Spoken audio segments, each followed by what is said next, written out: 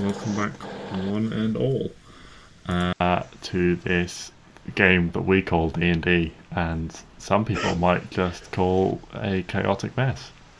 But I wouldn't be one of those people. So, a brief recap. Last session, you guys did some fighting. That was about it. Not a lot happened, but yeah, you finished. Well, the session before, you discovered the location inside these large woods where you think the source of the disappearance of the workers was originating from. It turned out to be a series of exceptionally large wolves. Two of them were significantly larger than the others, and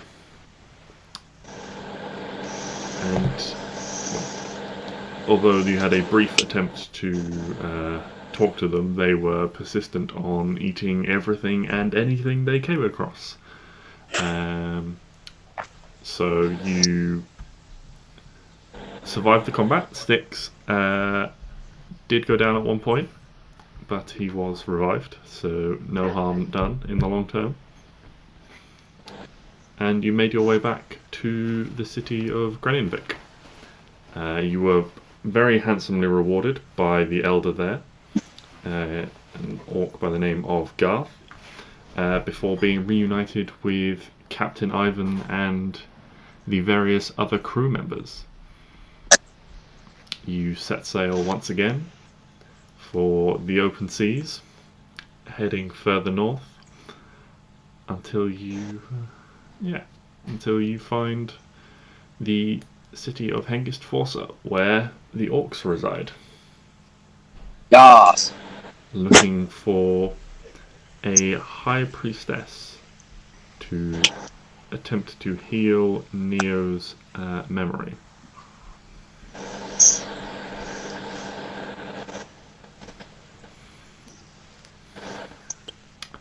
So,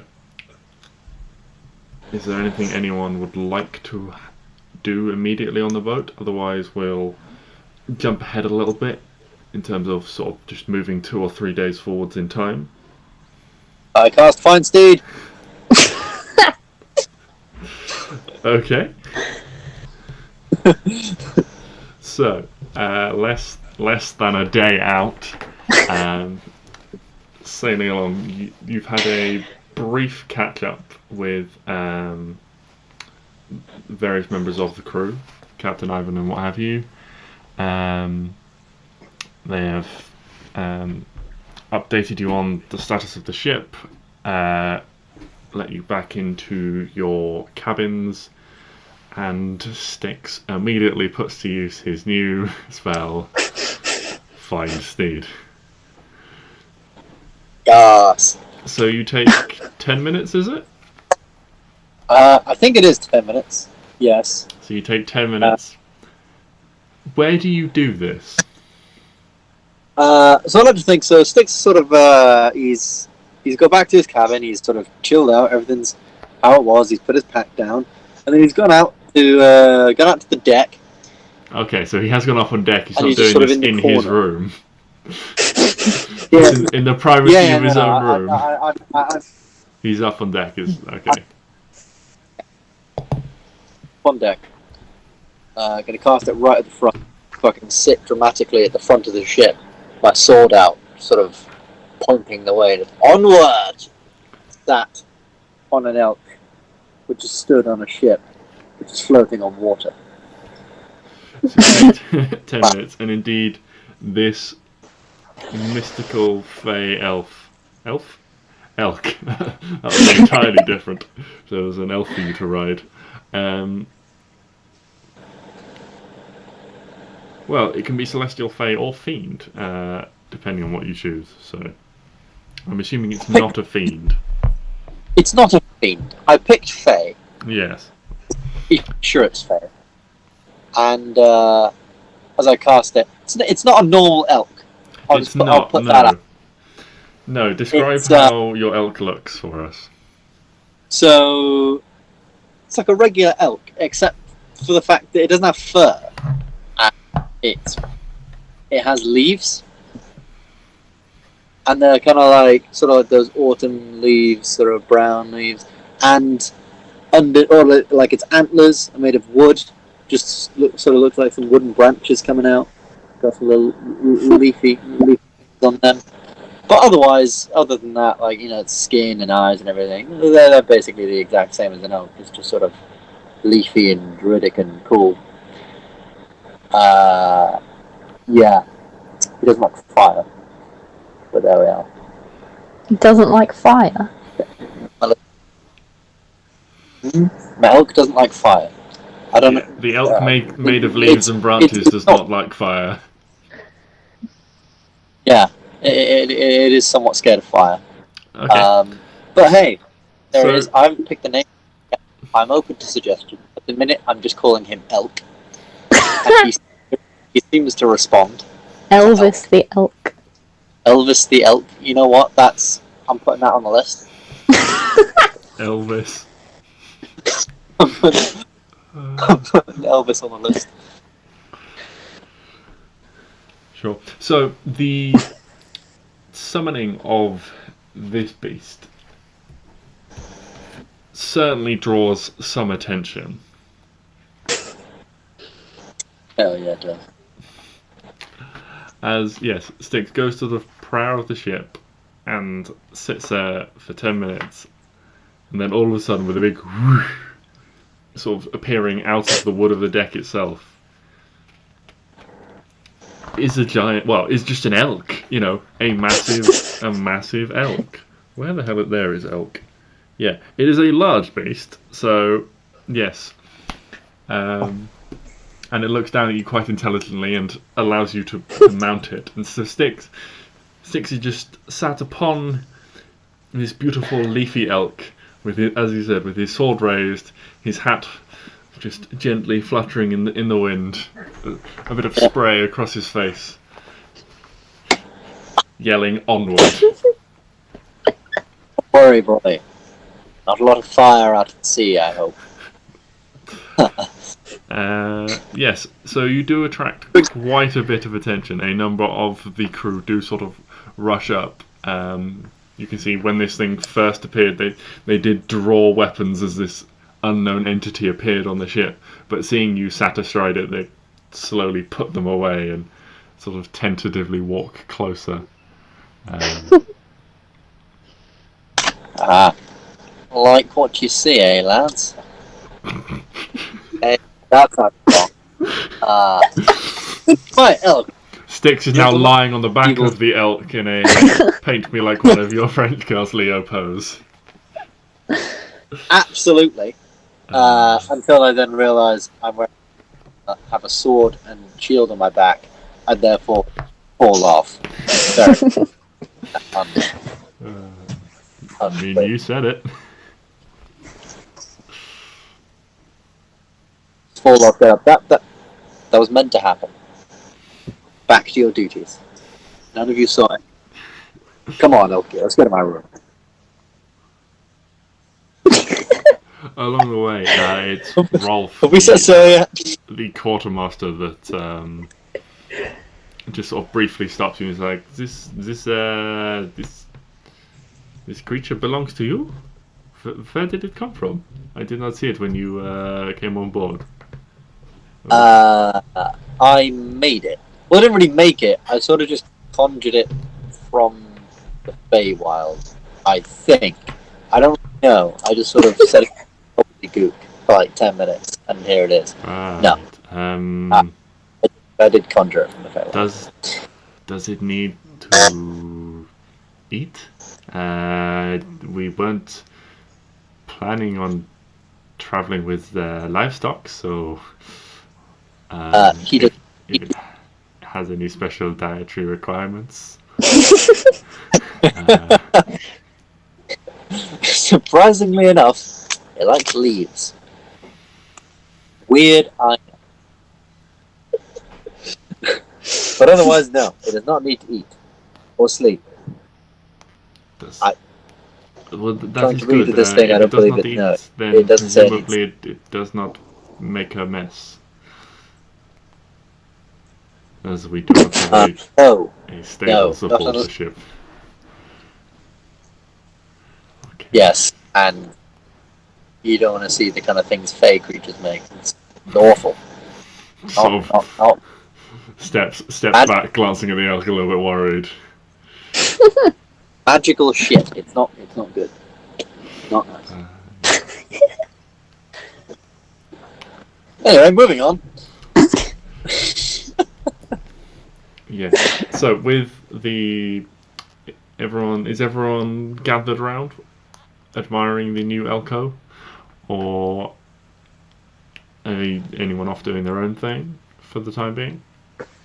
Oh, Arwen's blissfully unaware in her cabin at the moment. Otherwise, she'd be hugging this thing. Okay.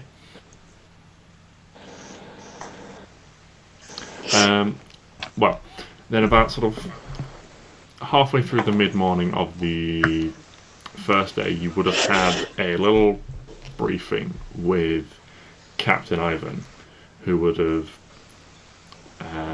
given you all an update on things and the status of the ship and things, and he would have pulled you, the four of you, aside to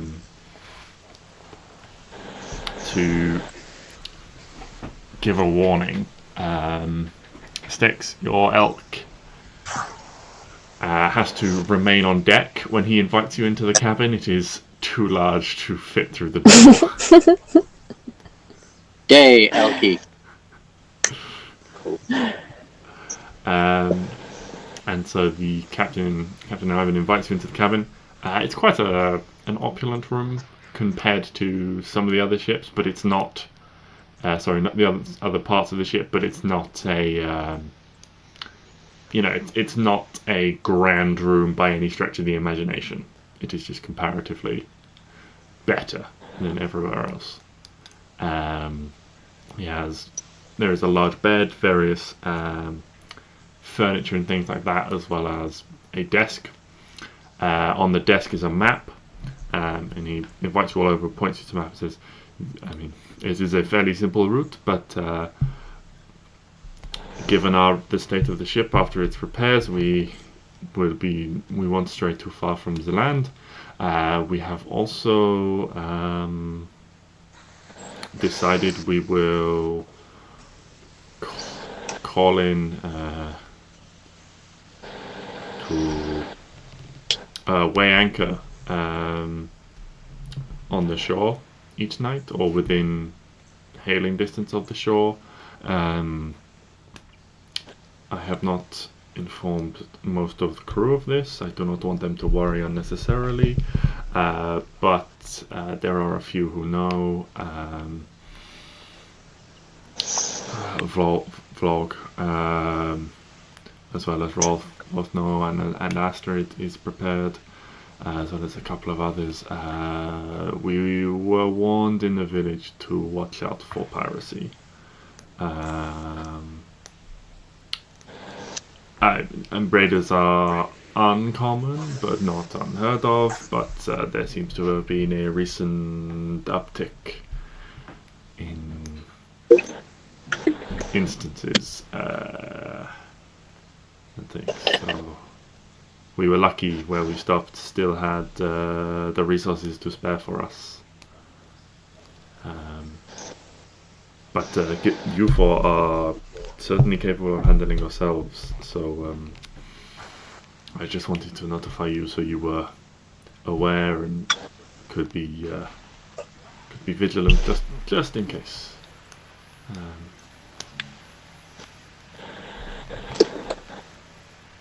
But yes, Thank you. we will be.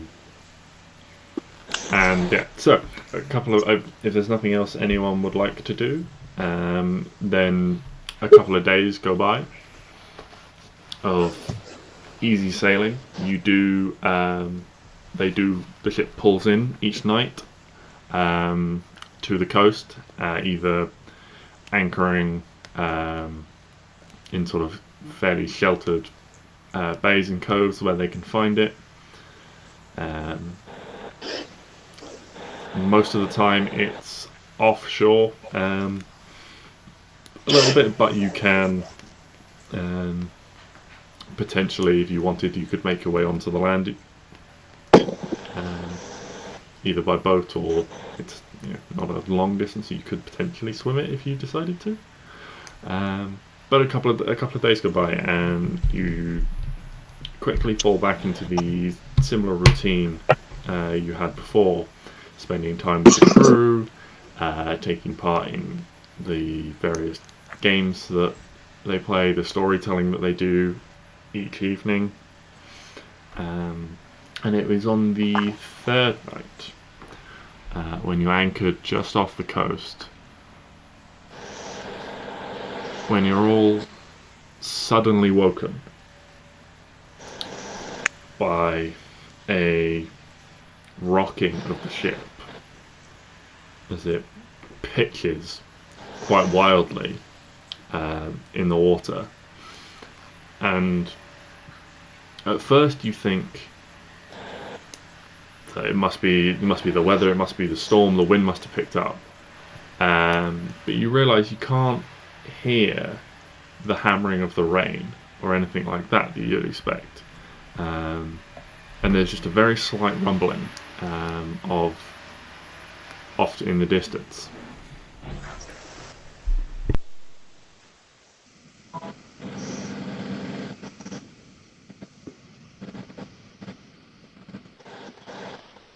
The rumbling continues for a few seconds after you all are shaken awake before slowly or quickly subsiding into silence. There's just the gentle wash of the water again.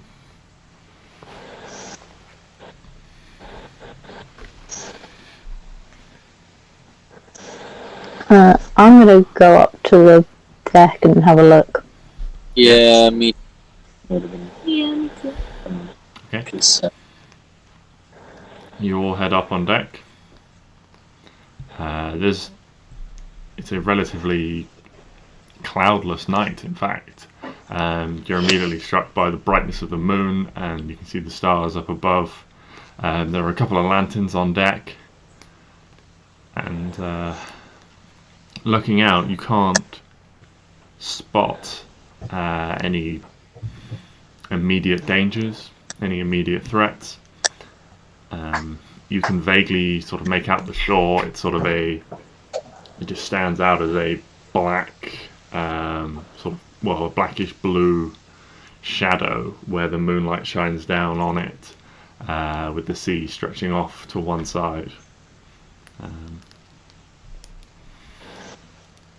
Off in the distance, you can see where the stars touch the horizon, but nothing more than that. It's all quiet. There's a couple of watchers up on deck.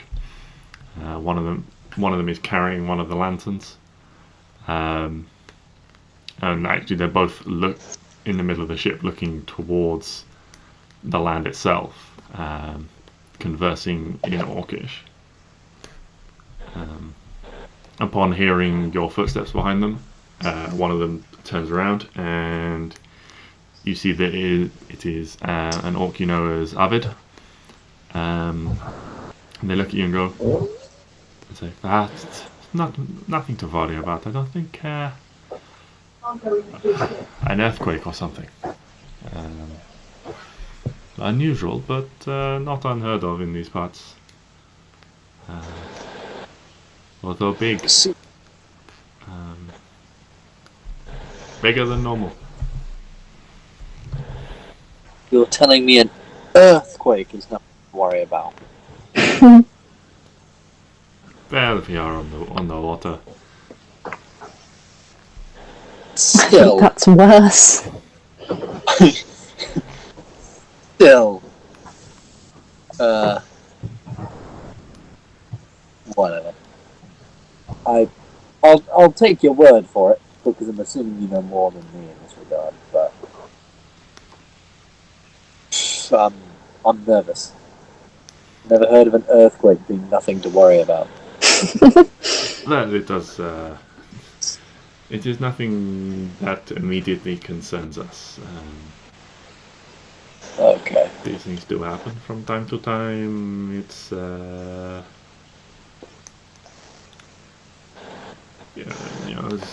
I mean, unless there's someone up to something, messing with something they shouldn't be, then all will be fine. I mean, you know, there are a few villages and towns sort of along here. They may have been affected by this. As I'm sure you felt, the seas can get a little bit rough when the land shakes, and they may be a little bit of a surveyor. We might stop off in one or two and pick up, see if they need anything. But they should be fine. So It's the advantage of making things out of wood. It is easy to repair and replace. good point. Unless you've got massive wolves running around the place in which you get all your wood from. That'd be problematic.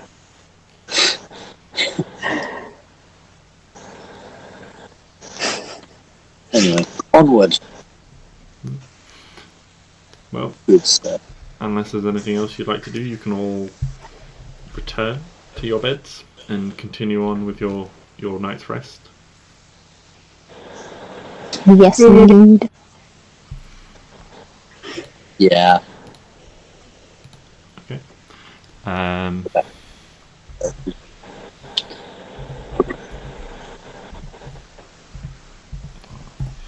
So you all come to consciousness the next day, waking up, and go about your day as normal. You know, you're sort of you're used to this slightly new routine now of the crew readying the ship for sail, whereas previously when you're on it, the ship travelled through the night a little bit slower, with a bit more of a skeleton crew overnight, but now they have to weigh anchor, deploy the sails, and do all that sort of thing, so it takes a little bit longer each day to get underway. Styx, you had started to learn a little bit of the trade. Yes. I'd like to continue in front. Yes, I believe it was Joseph who had taken you under his wing a little Indeed it bit was. to teach you a few things. G'day, Yosef. I'm here to be a deckfoot. No, with a hand. One of the limbs. A deck limb. A deck. So that continues. Styx shadowing and helping out where necessary when Joseph is performing his duties. And you start to get a little bit of a feel for what needs doing to make a ship run and make it ready for sail and those sorts of things. The day passes, you start to feel a little bit of bite in the air as you're travelling further north, exposed to the elements. Previously, although you've been further north, you've been in your home in the old Massarin forest, you have been surrounded by these thick pine trees that sort of trap the air like a jumper, insulating the whole thing, creating a much warmer climate than you would find on a similar level. So as you travel north, the air does start to bite a little bit, exposed to the stiff wind of the sea. Yeah, it starts to bite a little bit. Roll initiative. Yes, fight the air. The massive air that covers the world. Yes. God. Yeah, and there's not a lot of sun on this day. It's fairly foggy. Um, as you get underway, the first couple of hours, visibility is not great. The sun is that very weak sort of glow you can just about make out behind the clouds when it's sort of hazy. Yeah, and although the land is close, you sail a little bit further away when you're sailing, and it just becomes this sort of hazy blackness off to one side, sort of a mile or so away, helping to guide you.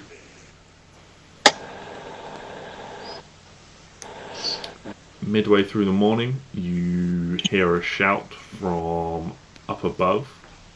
One of the crew in the crow's nest shouts down, first in Orcish, then in Common, and you would hear the shout of ship, and they call out that there's a ship to the southeast. Is it friendly? You guys said piracy, so I'm You don't know? assuming. You don't know?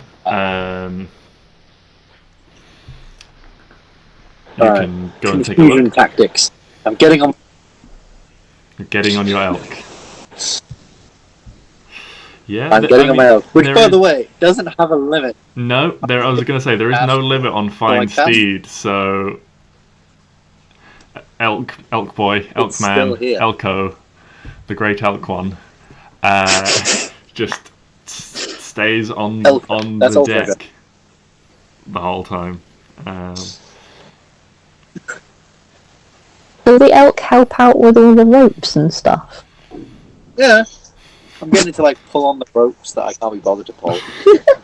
So When I make the I want elk to is tighten now it, I do- Sven from Frozen,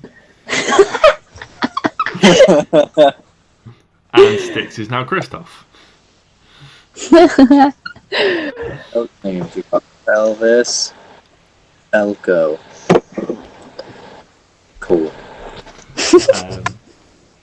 So there is this call, and there is a sort of a rumbling from below, as a couple of a few extra hands are called up on deck. You see Captain Ivan come out and pulls out a telescope and spies across. He exchanges a couple of words out of earshot with Volg, the first mate,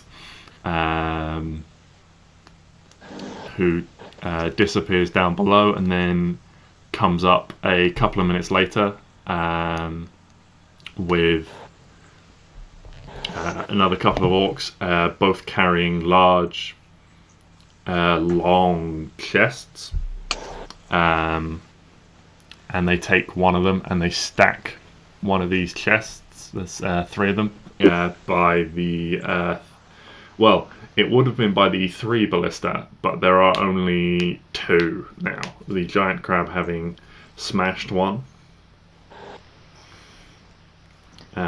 So there is one at the front of the ship and one on the, I don't know, ship sides. I think it's port, but it's the rear. It's on the left side at the back.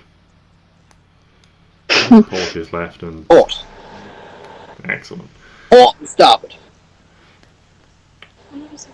That's currently mirrored for me, Ben. So you just pointed to my left when you said starboard. Port, starboard. That's not at all confusing for everyone. Anyway, yeah, so they seem to be keeping a weather eye. You can just about make out this ship if you were to scan the horizon off in the distance.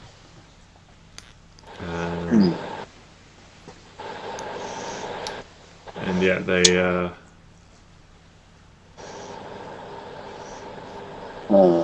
They're just sort of keeping a yeah a distance. keeping a weather eye.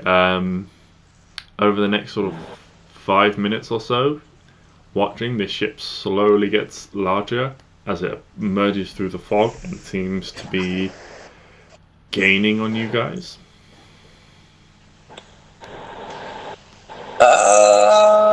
It's probably around sort of half a mile away at the moment. But the longer you watch, it does seem to be,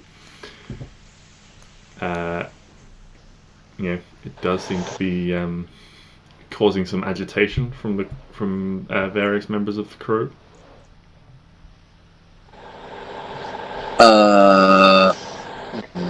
Does it have an ominous black flag? Make a perception check. Woohoo! No, there is no black flag. There are no flags of any kind. Shifty. And there's no distinctive markers on the sails either. We have a flag. You do have a flag, yes. Okay. The fact that they don't have a flag makes me very concerned. It's like not having a number plate. Yeah. It's just wrong. Yeah. Do you have a flag?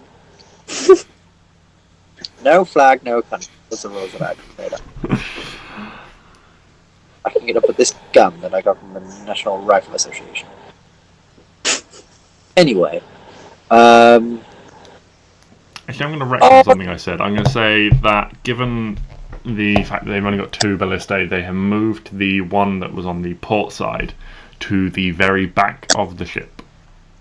Okay, cool. So that it is balanced and has the capability to shoot. Right. But There's one on the front back. That's good. Because I was just like, oh no, the only one that's pointing back towards them is actually pointing towards the shore. That's terrible. I guess, I mean, there's not much we can do right now. They're like half a mile away. I guess all we can do is sort of wait. Can I, like... At all? Ooh, sorry, I Ben, would- you cut out a second for me. Can I, like, brace at all so that if we take damage, like, if they open fire, potentially stave a tiny bit of it off? Yeah? Or at least off of me? Yeah? So you're just watching as this ship slowly gets closer. You can see that Ivan starts issuing some orders, and both the ballistae are loaded and wound. There's this heavy sort of as they wind up these heavy ropes, pulling them back. Captain Ivan, are we thinking these are bad guys, or are we thinking these are regular people? Sort of just on their way. Well, the ship is not a merchant vessel, that's for sure. She is too fast, too well made, too furious. to the cut of too sleek. Did you see that it was something built for speed, for sure. weaponry? Like ballista, like we have? Yeah, they have a few. I can make out 4 from initially.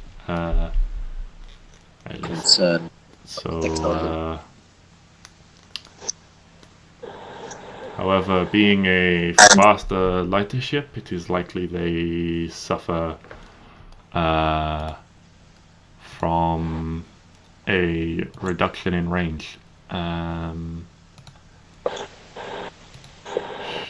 Should it come to it, we can probably outdistance them.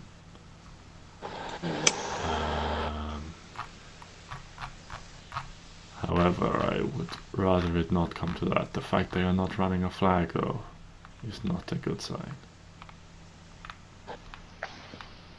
What's everyone's opinions on me writing a note, like, go away, and then shooting it over to them?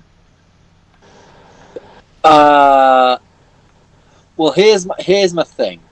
Is that if you do that, like, what are you planning on shooting it over to them with? Not my bow. Okay. So if you were to do that, can you guarantee that you wouldn't hit anyone on their ship?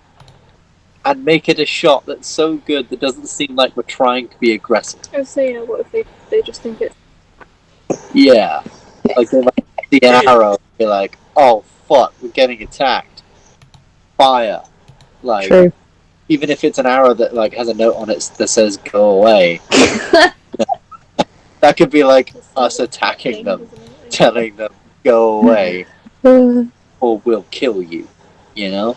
I'll keep that plan in my back pocket then. Keep it in the back pocket. Make sure the note looks nice. Oh yeah, my best handwriting. I'll put a smiley face at the end. I want to see that, like, really fancy sort of G at the front, with then a little. I want to see it all. In the meantime, I guess that because also, like, I'm sure we can take on a bunch of pirates. Oh yeah. Like, come on. We can do it in our sleep. As the ship gets closer and closer, you realise that it is stacked in the front. You can see it clearly now. They have no weaponry, it seems, at the back. It is a much smaller ship than the one you're on. And also, as it sort of crests, the little swells of the water getting slowly drawing you in, you think you can see the glint of sort of rusted metal when it slightly breaches. It looks like this ship also has a ram. Oh God. But yeah, they have stacked the ship in the front like a pursuit vessel with all 4 ballista on the front, and you estimate it's probably a half this, or maybe even a third of the size of the ship that you're on. Very small.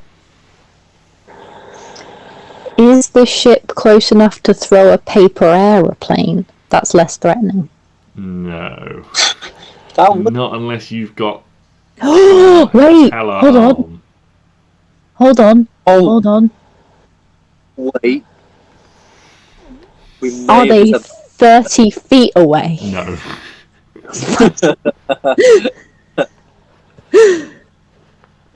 Damn it. As they start to draw into range. Into 30 feet? No, 30 feet is like the width of the deck.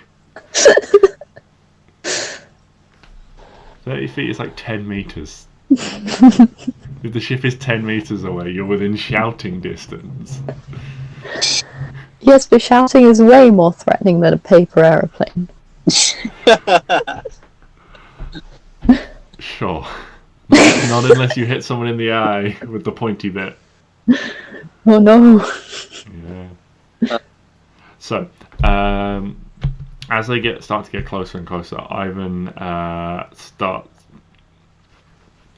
kind of reaches what seems to be a breaking point, and sort of then suddenly whips around and starts barking orders.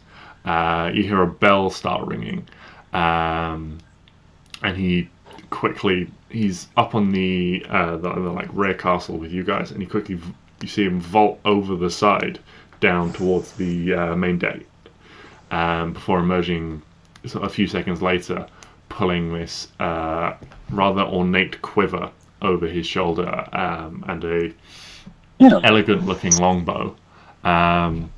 Most of the crew start running out on deck, and they bring up a couple of barrels of arrows, and start handing out bows. A few of them run to man the ballista at the back.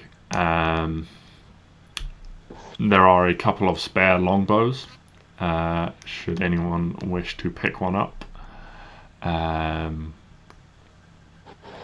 I have Moonbeam, so I'm good. And sure. And a crossbow. Ivan Don't know turns when. to you and says, "Looks like we're in for a fight." Well, depend. We will not fire first, though. I will not provoke an attack if unnecessary, but I will not go down without a fight either. Correction. We will not go down. Gotta be positive about it. So I was always told. Go in for a fight thinking you're gonna win. You're probably 50-50 chance.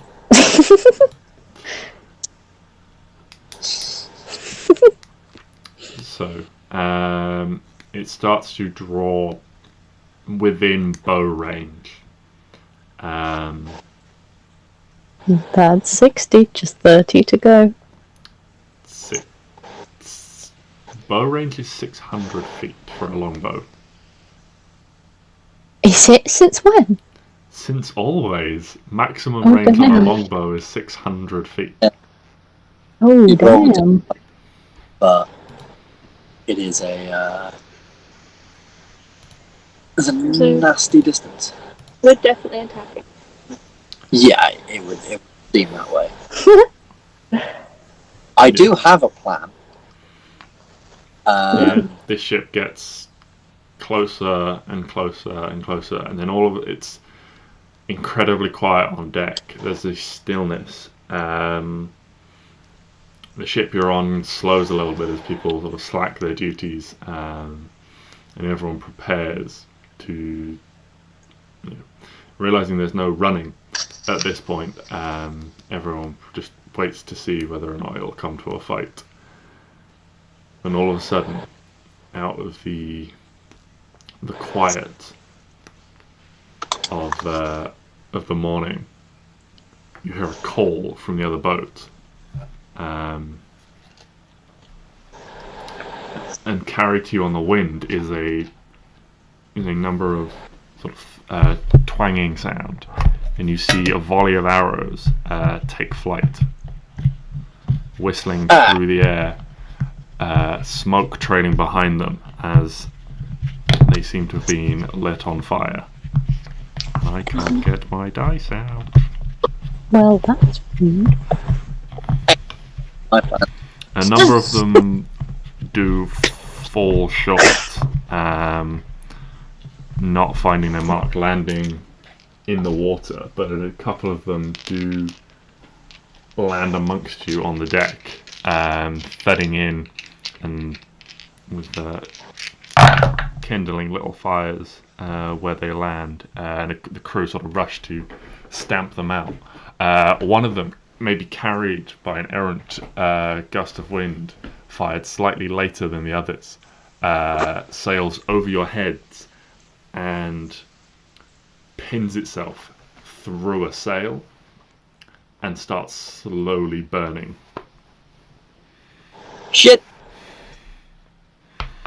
At Wait, which point, I'm on.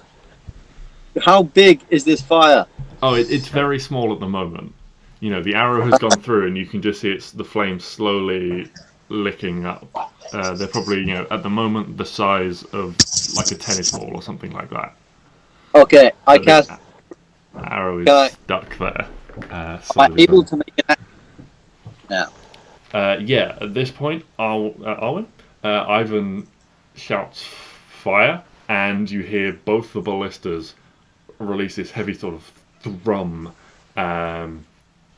as these two ballistas go back the other way, as well as a handful of regular arrows. The ballista you both see just crash down in the water, just making splashes. And there is a shout of reload, and that is where we shall roll a quick initiative. Ah, shit. Ah.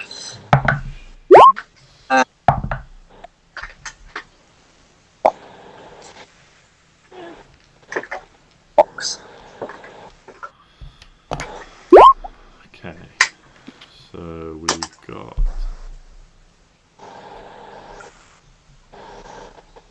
Arwen, Clary.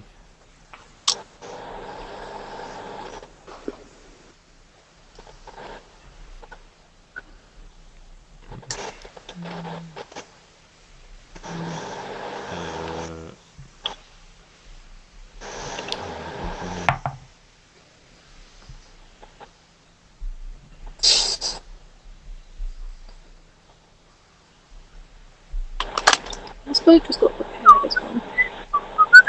Just looking. And strict on 9, and Shit. that is no, and then we have the crew. There we go. So, Owen, you're first. Right. I'm just gonna shoot it Okay. because yeah, I am. It would still be at disadvantage. Oh damn it! Disadvantage. Do do do do do do do. Wait, why am I using that bow? I don't know. Why are you using that bow? I don't know. Can I change it? Sorry. Or have I done it now? Anyway, I've done it now. You've done Carry it on. now, so I'm Yeah. gonna say no. Also, it's an 18 to hit, so Do I hit? that does hit. Yeah. You, Oh, where is Good. my ship stat? There it is. So yeah, this arrow sort of you can't really tell whether or not you've hit the ship because it is a long way away, but you feel like you have hit your mark in some way as the ship slowly drops. I mean, 600 feet.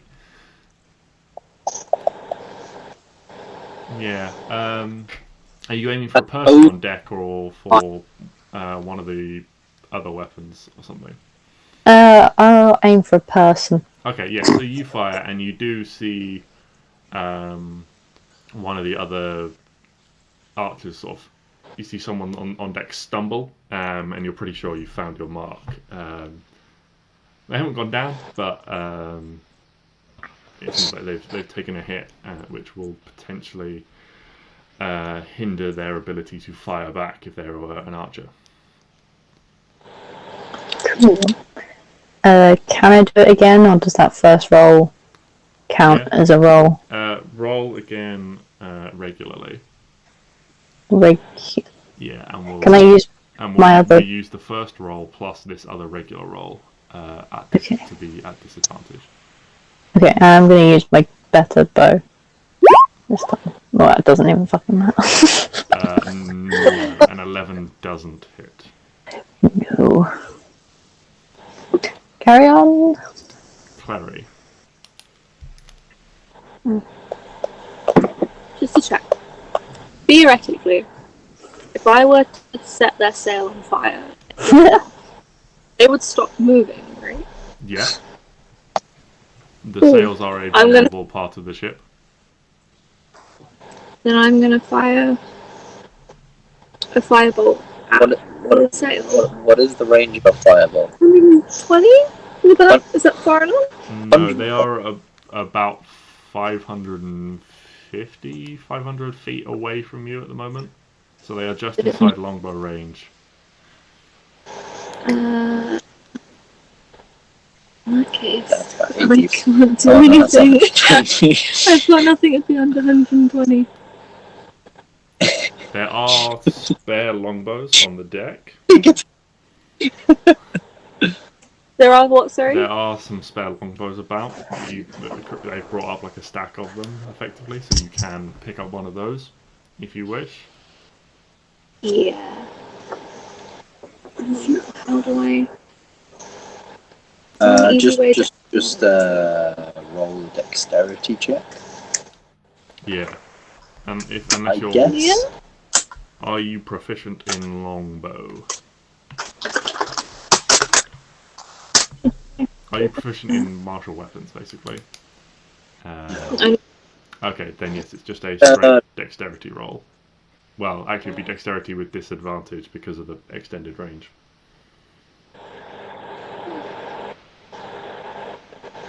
With disadvantage, you say Yeah. dexterity. Yeah.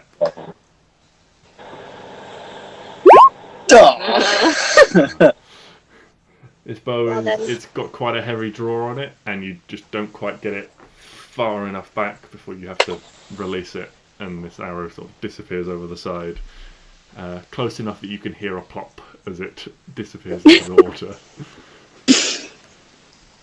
Then Harry's just gonna look pretty until they get closer. Okay, well this ship goes. Encourage the The two of the ballista fire off again, but again they're right on the cusp of range, and they don't manage to find a mark on the ship, as well as another volley of arrow comes over. This time just a bunch of regular ones, and you hear just sort of rat-a-tat-tat as it finds various marks among the deck. You do hear one of the crew scream as they take a hit, and Astrid is quickly sort of running across the deck. You can notice out the corner of your eye, with sort of bandages at the ready. Neo. Well, Neo has a go with the long bow. Neo has a reasonable level of proficiency, it seems, pulling out one of these longbows. And like Arwen manages, you think you see him find the mark on the deck, but are not quite certain whether or not he's landed a killing blow.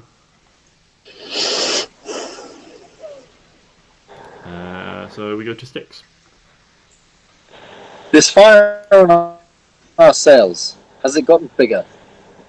No, I will say, because it's still the same round, effectively. It is still relatively small. I cast Druidcraft. Okay. Knock it out. Nice. Excellent. Problem solved. It goes out. So, no need to thank me. Hot shit. Elk, could you do anything at 500 feet? Sort of looks down at that. Cool. It's pretty much me. Is your elk magical? My elk is magical. Can it run across the water? I doubt it. Fair enough. I mean, can, then you should call it. I mean, do you want to try it, boy? Now that you mentioned it, it would be fucking hilarious to try. And then it can't swim. When are you going to get across the water? What's it going to do? Yeah, it has like 13 HP and a speed of 10. What's it going to do when it gets there? Headbutt the boat. Oof. Just run.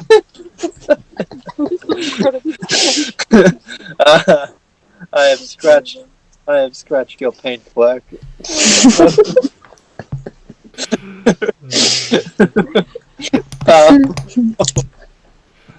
Anything else on your turn, Styx? No, I'm good. Okay. So the crew start reloading. There's several of them running around at each ballista, winding on it, and they do fire back with another volley. Having sort of been a little bit distracted by the brief flare-ups that happened on the deck and in the sails, they don't make some very successful shots. Ivan is barking orders in between taking shots himself. It's telling it, and sort of turns around and says, "Put out that fire." Oh, yes, good. Well done. Who put out that fire? And just fires another shot. And we go back to Arwen. The ship has moved significantly. Has Neo had his go? Yes, Neo has had his go. Did he? When did Yeah. he have his go? He had his go after the enemies before Styx. Oh, okay, cool. Yes, so it's your go. The ship is now much closer. In fact, Ivan has sort of called for a halt so it can, so they can sort of get it in range. So the ship you're on is slowing down quite rapidly now. So they're approaching, rather than having to outspeed you and catch up slowly, they're approaching quite quickly. So they're still out of long range. Sorry, they're still out of short range, but they are much closer. Wait, how close are they? Sorry. Well, let's say they were 500 before, so let's say 450, 350 now. They move Okay. 150 feet. Okay. For the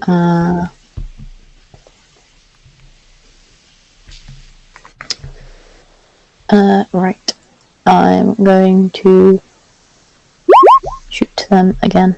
That didn't work. Advantage. Disadvantage. Sorry. I mean, an 11 misses, Forget so it. you're not going to hit. Yep. I'll do it again. Oh, well, great. Carry on. Wait, is it? No. Carry on. Yeah. I need to read The things. up and down of your deck, of the deck underneath your feet, sort of puts you off, and as you're aiming, you sort of rise up and end up overshooting your two shots over the top. Clary. Oh. Despite how awfully it went, she's gonna try shooting again. Yeah, go for it. You said they've shot like fire arrows over at us. Yeah. Is there any of those still going? You want? I mean, if you want to just like set an arrow on fire, presumably, yeah, you can like snatch one of them out of the deck and where it's sort of the fire's been sort of smothered on it, and like, are you gonna light it up again? Yeah. Okay. Do I have to roll for that, or? Well, how are you lighting it? Is my question. I was just going to stick the arrow in a pre-lit fire, if there was any. I don't think I have anything to use otherwise. Yeah. No, that's fine. So I would say, as your action, you can roll a d8 for me.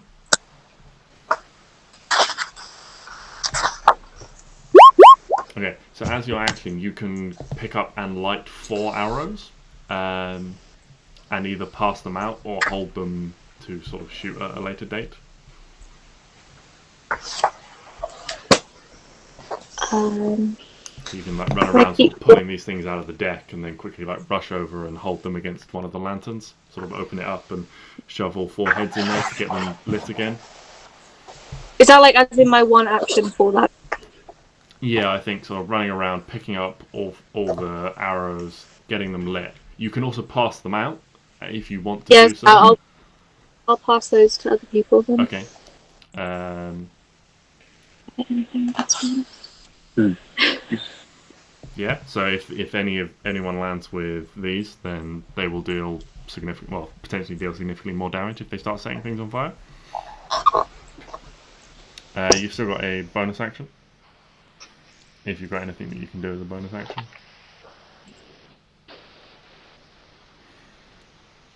She can run, but she's on a boat, so there's nowhere to run. Okay. There are sharp boats and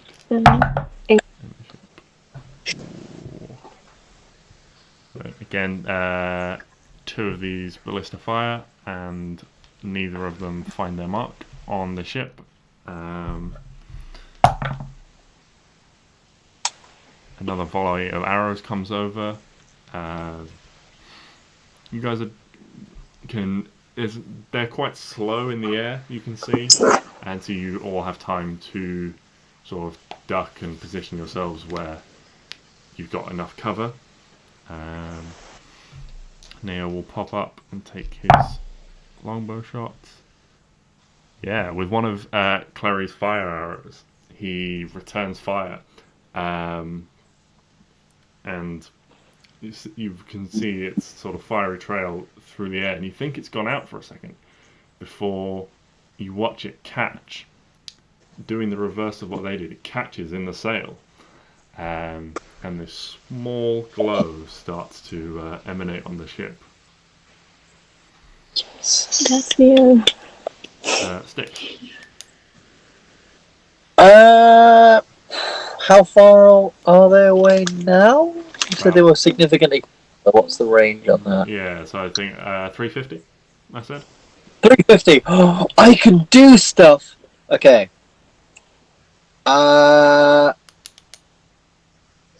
Is there anywhere I can light one of my crossbow bolts on fire?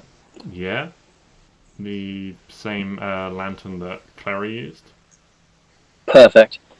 And I will fire off a heavy crossbow bolt. It is a Okay. disadvantage, but I'll do it anyway. 14. Fuck. 14 will hit. Yeah. You're Yeah! aiming for a. Well, what are you aiming for? Actually, is probably the important question. Are you aiming for the ship? Are you aiming for a person?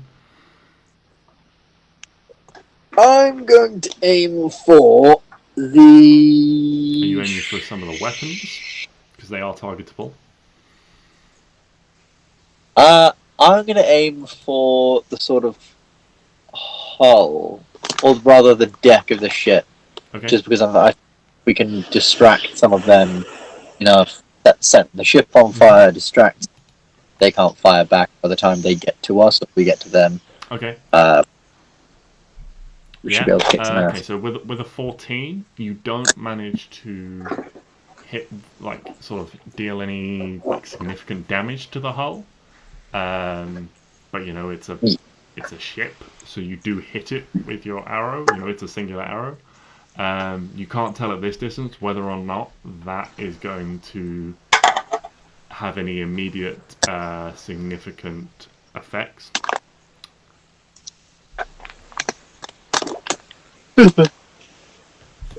Anything else? I think that's pretty much it. Okay. I think that's pretty much it. The ballistas are reloaded, so the crew fires those, and yeah, okay.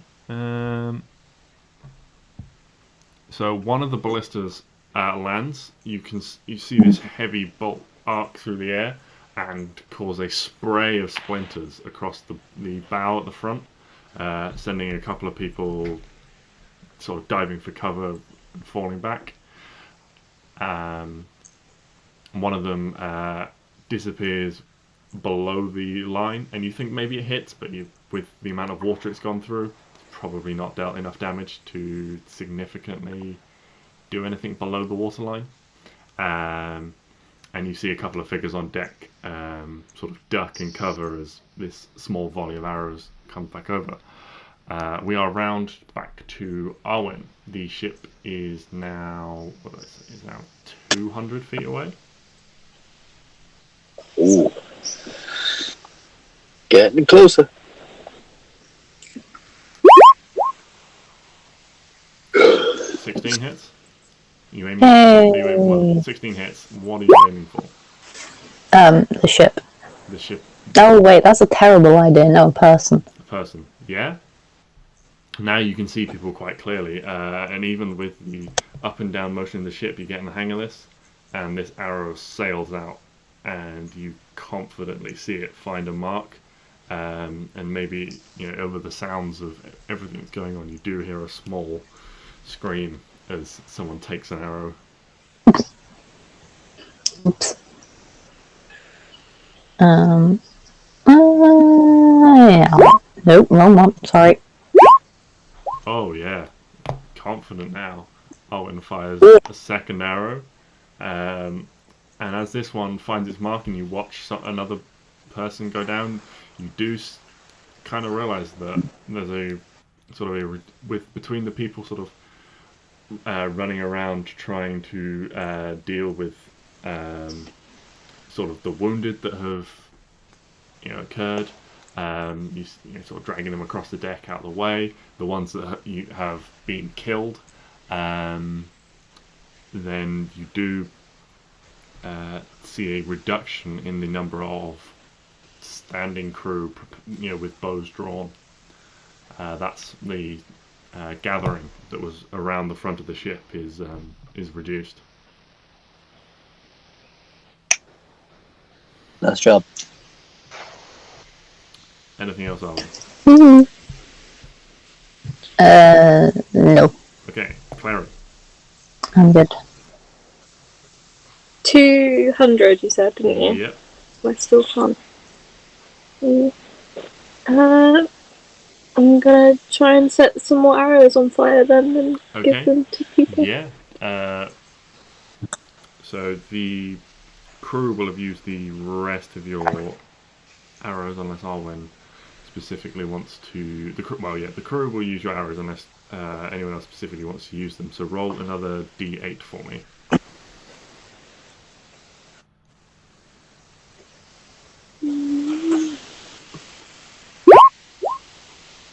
Oh, that's it. That's alright. It's only a d8 with no modifiers. So 5 arrows. Yeah. You quickly run around and grab sort of most of the remaining arrows out of the deck and various places. Quickly, thrusting them into this lit flame where they flare up again and handing them out.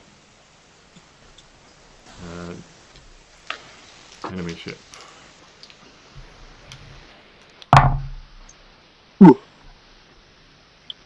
Okay. We are getting a little lag.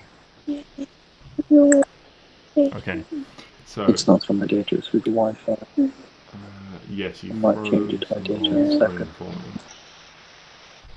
Oh, Yeah.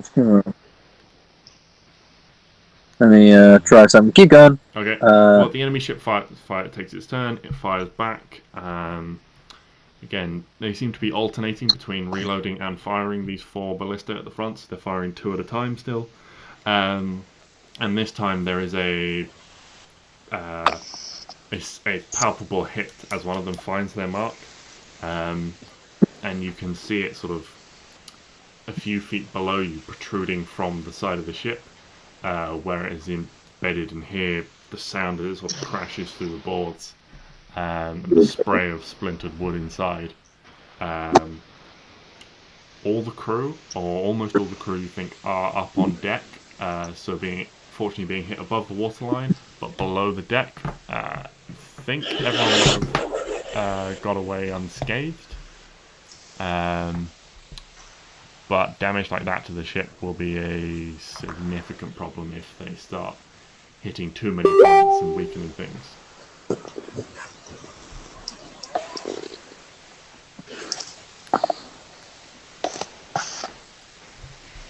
Okay. Maybe that's helped, maybe it hasn't. I don't know.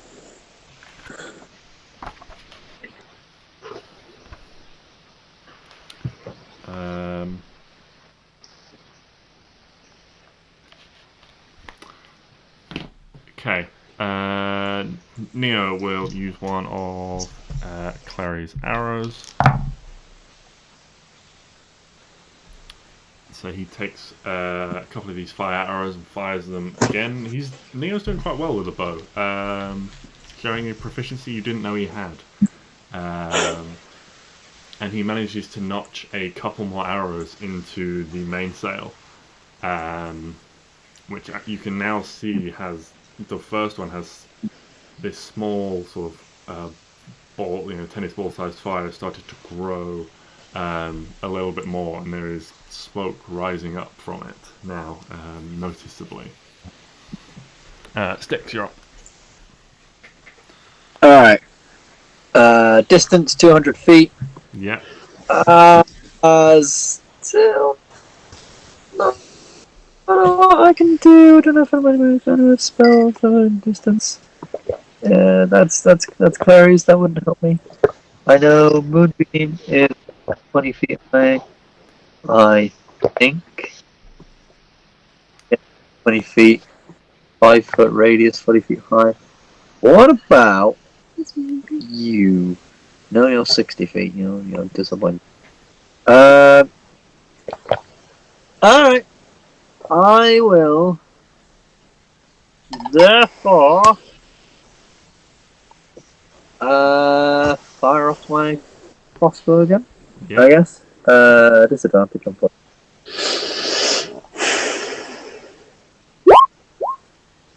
Um, 17! Firing at some of the people on deck this time. Disadvantage. Disadvantage 9. That didn't go well. So the But hey, it's fine. crossbow is winched, wound, and reloaded, only to have this bolt fly across the deck. So it would have hit had Arwen not gone a couple of seconds before you and shot the same person you were aiming at.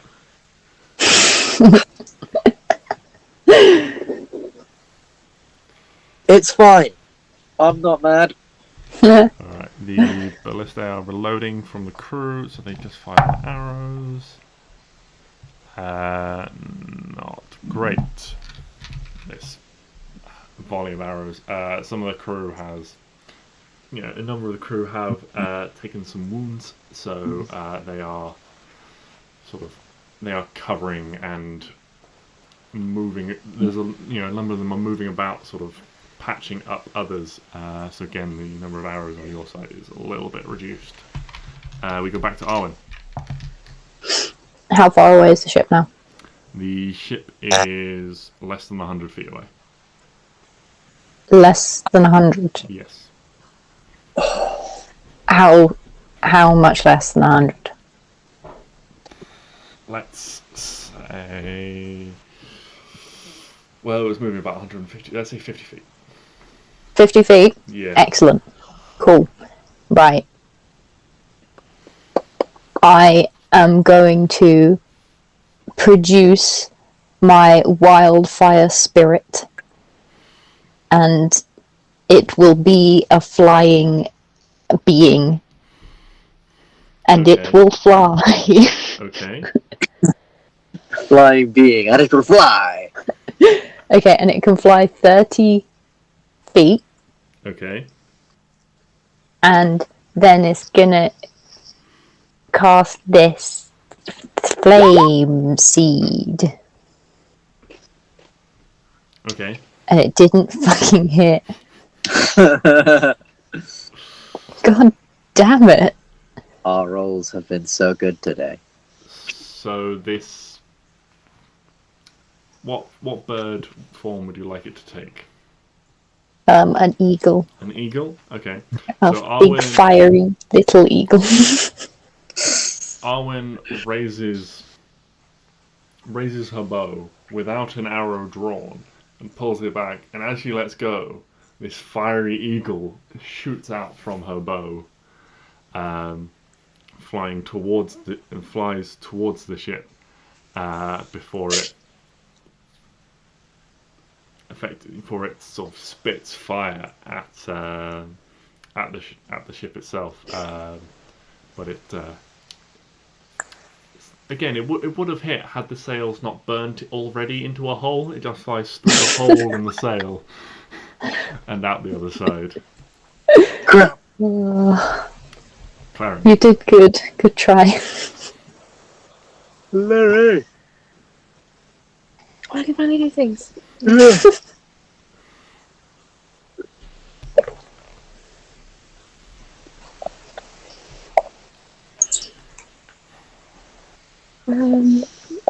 Cells have already got a big hole. Was it a big hole in the sail? It was probably about sort of the size, about a foot across or something like that. It was. They were burning, but one of the spots that you thought had caught fire earlier has also gone out. Okay. I'm gonna fire a firebolt at the sails then. Yeah, go for it. Might. Yeah, it's still gonna happen. Crap! Clary has not Do that found her sea legs yet. Your firebolt not quite finding its mark this time. Okay.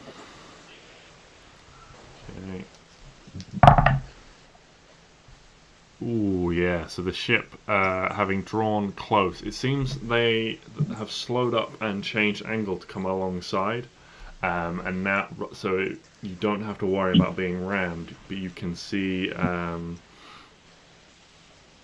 two of these ballistae fire, punching heavy holes in the side of the ship, as well as you can see a number of the crew lining up with grappling hooks now, and you can see them lining up on the deck, ready to throw them and try and hook across the deck. But they're just winding up at the moment. They don't throw them on this turn. Crap.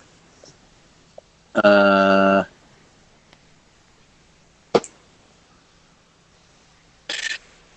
to think.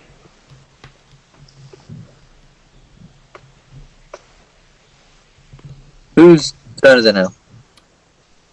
It is Neo's turn.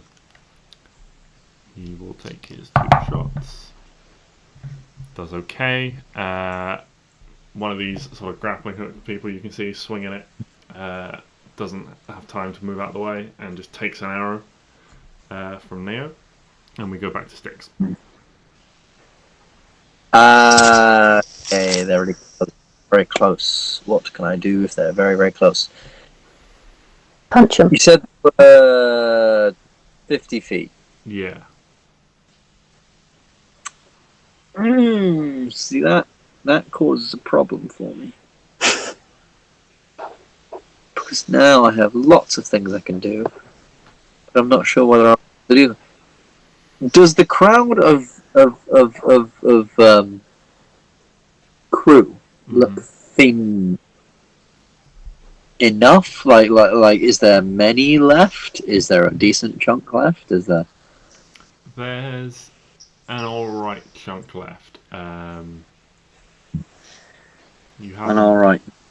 Yeah, you think? I mean, they will need a certain amount to crew the ship, but there's a healthy amount left that would still present a viable threat to you.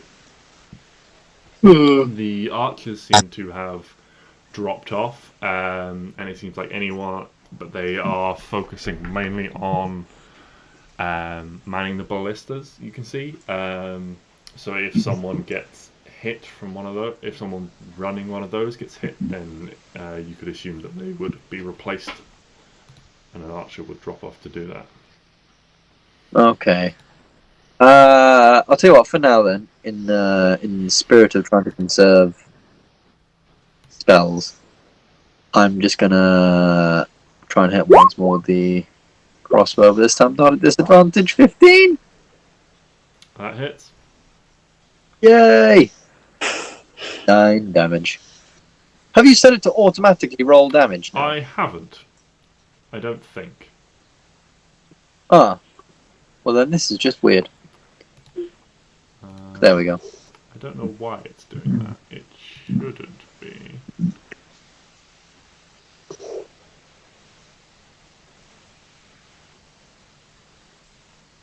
Yeah, I don't know why it started doing that.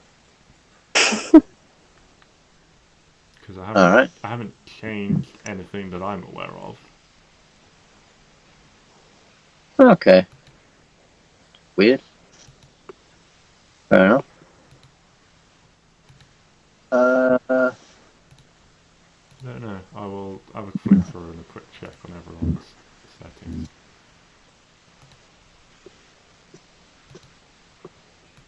Yeah, everyone seems to be set to auto roll damage, which is weird. Don't know why. No. Saves time, I guess. Oh, Okay. The crew, a number of them start sort of preparing to repel boarding. They sort of spread out along the deck in little clusters, it seems. Although primarily a merchant ship, the crew does have enough experience with some of this, it seems, to be relatively proficient. As I said, they weren't unused to pirates, but although pirates weren't unheard of, but there had been an uptick, that they said.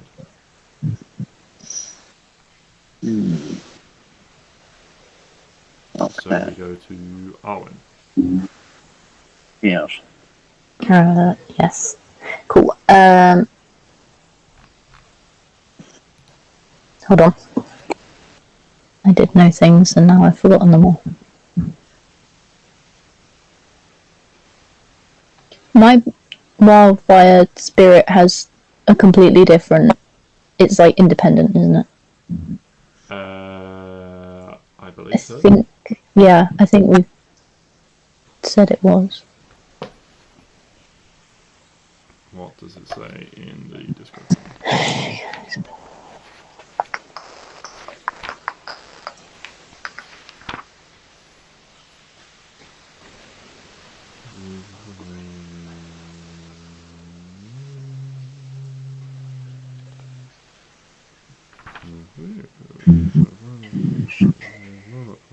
Okay, yeah, it takes its own turn immediately after yours. Yeah, Okay. no, it's fine. Cool. Okay. Sorry, just had to check. Okay, I'm going to shoot my bow. Okay.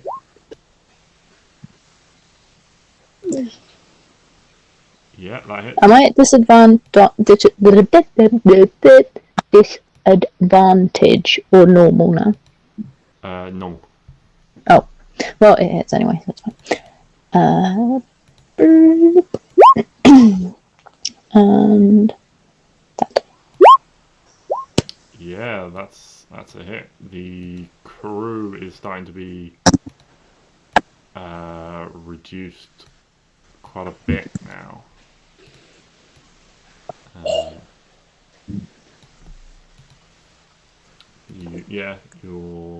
You can see a significant number of them have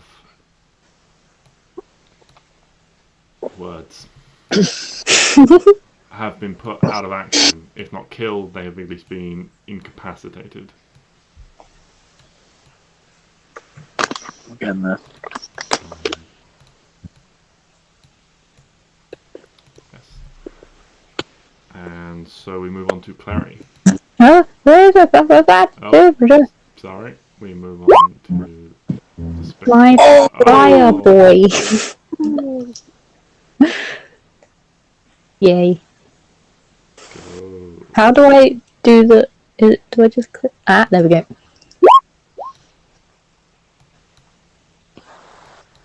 Blair. 7. 7. Do crit roll rules apply to my little fire boy, or... What are you hitting with the fireboy? I'm hitting the boat. Yeah, hitting So the boat. I'm going to say they're not going to be... The additional effects of a crit are not going to be effective against a boat. What? Because you can't disarm a boat.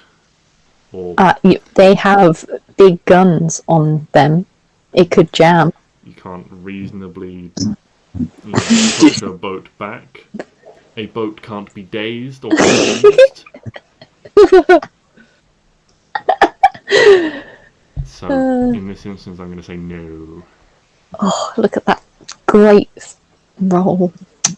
That's fine. I didn't think it would, but... Sorry, carry on. Clary. Yes. Heals. I'm gonna try the firebolt again. Not expecting to do good. Yeah, go for it. You gotta believe yourself. Brat. An 11. Clary. Clary's finding her sea legs, but she hasn't quite found her sea legs, it would seem. They're there somewhere. Where did I put them? Okay. Anything else, Clary? No.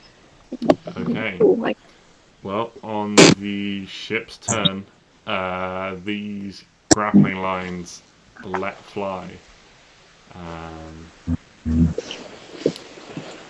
And you hear the sound of sort of thunk, thunk, thunk, thunk, as four of them, only four of them, wrap around different portions of the railing of the boat. And if a number of these figures start to almost like monkey their way across, sort of hand over hand, hanging upside down. And I will throw you over to this map. Ooh. Glorious maps. You can spread yourselves out if you want to be positioned somewhere else. I've just put you all sort of reasonably off to the right hand side. Yeah, I think that makes sense. With the quote unquote tanks in the front. Yeah. So That's where you do hide. as a number of these figures step across,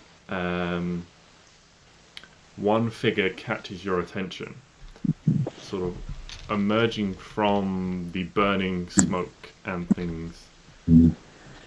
This tall, proud-looking figure steps out into the through the smoke, emerging, and you can see almost instinctively some of his own crew back away, giving this figure time and space. And as the crew reach the other side of the deck and start climbing over the sides, this tall, proud-looking man steps off the side of the deck of his ship into the ocean. And as he drops, he disappears and then reappears right in front of you, Sticks, on the deck in a little puff of smoke. Bastard's got misty. Possibly. That's very dramatic. He's very dramatic about it. And he stares you down, Sticks, before uncoiling a whip from his belt, and it just cracks through the air. But that's everything he can do on his turn. Is that the guy in front? Yes, that is the guy in front of you. Fucking bring it on. Just bring it.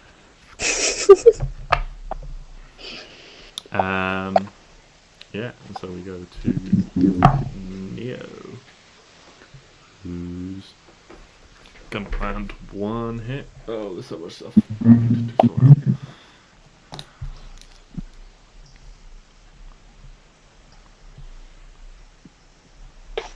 Okay, that's gonna be a hit. Where's my dice gone?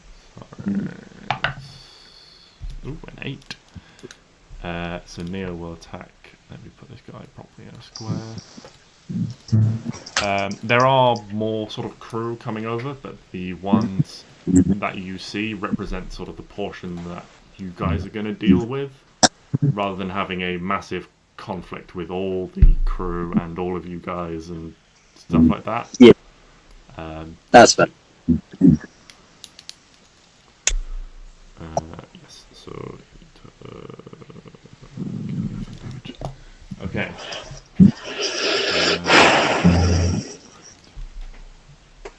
And we go to sticks.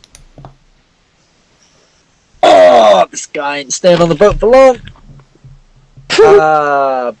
Bonus action. Cast. Which one is it? It's Thunderous Smite. Okay. Action. Get shot off, fuckhead. That'll hit.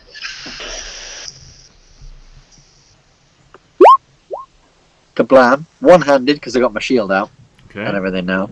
Yeah. Plus Thunderous Smite. DC 15 strength save. Okay. That's a natural 1. Natural 1. So this guy goes flying 10 feet off the ship. Okay. Falls the So water. you hit this guy with Thunderous Smite. He smashes through the rail on the side of the ship, so he's going to take some additional bludgeoning damage. If I can find the die. Okay, so he takes 7 bludgeoning damage as he smashes through the railings. And you hear this sort of fuck and splash. As he He also takes 6 thunder damage. 16 plus the additional 7 is maths. 23. That is maths. Okay. And now with newfound space to move, Yeah. I'm going to move 5 feet and fuck up this guy's day as well. Go for it. I love being a paladin. I have a question as well. Yeah. Like me for this question. Is my elk still here? I mean, technically, yes. This is fantastic news. Okay. Well, this guy I'm just gonna like regularly hit. Yeah, that'll hit. 80 with a divine smite on top. Oh, good. And sword of thick deer. So That's 18 damage. 18 damage to that guy. So, I 29, yeah. with 2 less spell slots, but I feel like it was worth it.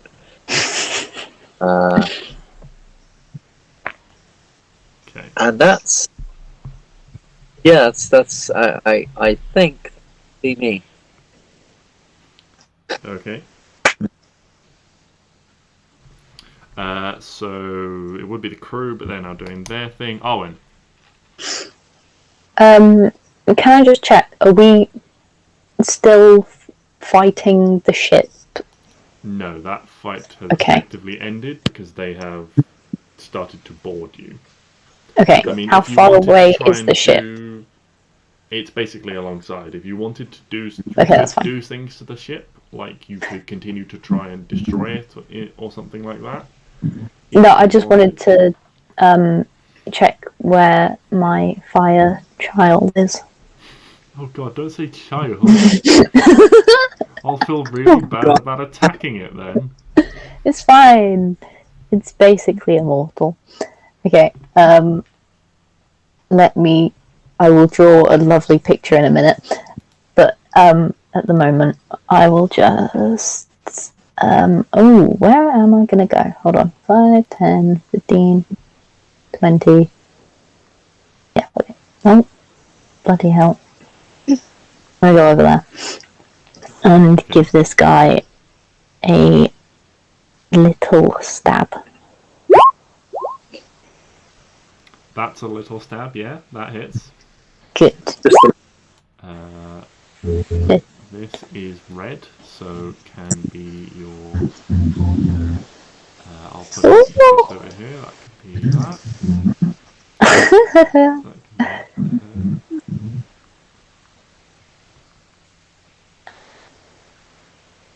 Yes. Oh, I can give him another one.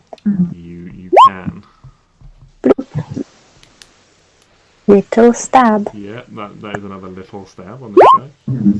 Little stab. I'm assuming both of these are one-handed. Yes. Okay.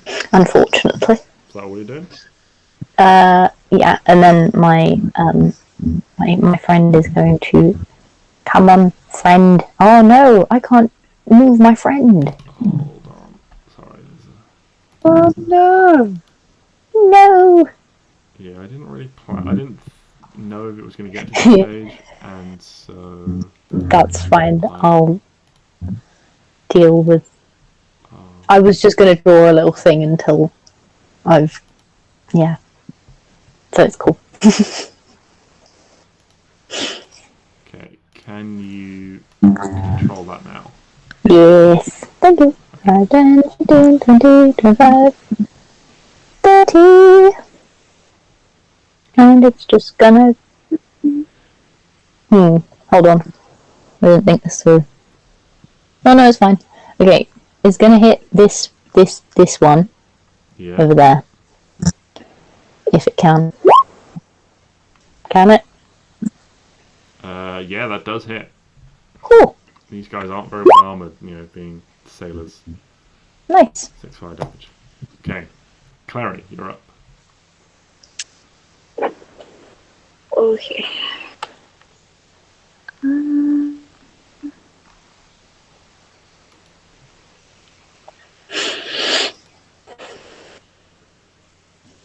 These like grapple things they've shot. Yeah. Is it something that could easily be?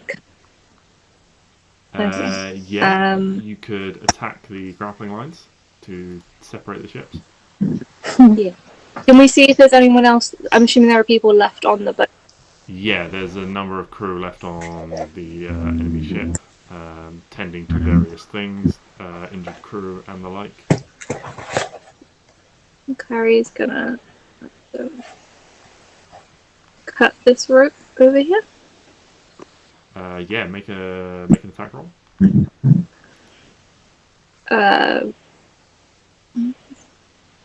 No, that's not done.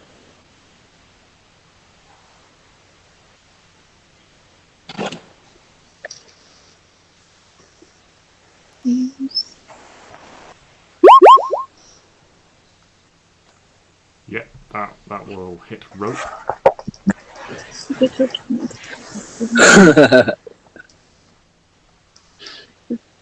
I'm guessing that counts as one action. Yes, that is your attack action. Okay. So roll damage. Oh, damage, of course. Sorry. 2. So you cut into this rope, and a few of the. Not your dex on it. Does it? Yeah, the dagger's using your strength, not your dexterity. Ah. So what is your dex? That 3. Okay, so 4 damage. Yay! Okay, so this rope is made up of numerous strands, and as you sort of try and slice it with the dagger, a number of these strands cut, and you can see it's starting to unravel, but it's still just holding on by a thread. If someone were to try and climb across this now, you reckon it would probably be in danger of breaking under someone's weight? Okay, that's good. Harry is like physically frustrated. She can't even cut a rope. They are heavy ship's ropes. So, yeah, and Styx, this is the best I could find at short notice for your elk friend. So, you know what? That will work. Thank you. I will try and get a proper token together at some point during the week. Or if you want to find one and send me a picture, I will make that into a token. Yeah, we'll do. I don't want to. No, it acts on my turn. Yes. Fine. Okay. I want to meet the person who uses Find Steed to give him a pony. Pretty pony. Pretty pony. So, enemy soldiers is what I'm doing now. They all make 2 attacks, okay.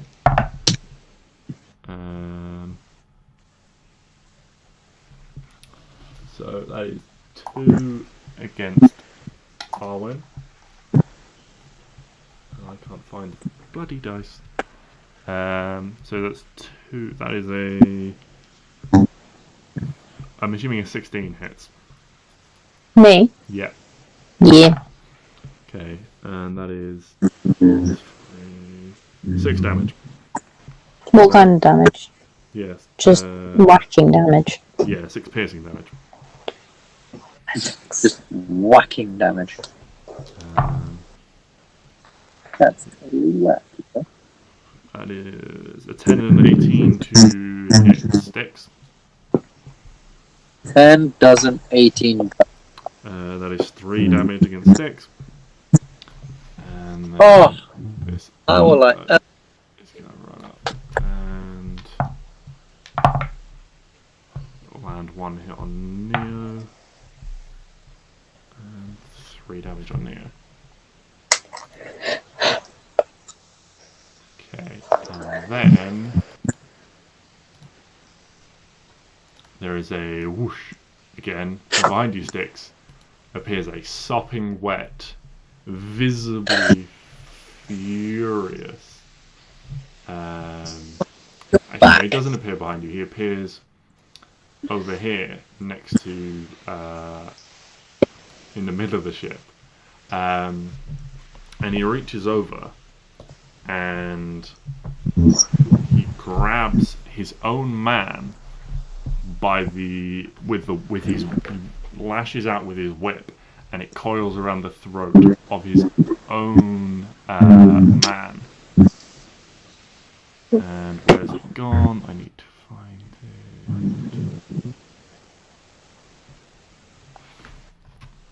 it. And you can see now up close that this whip, rather than being made from rope, is made from a thin metal chain.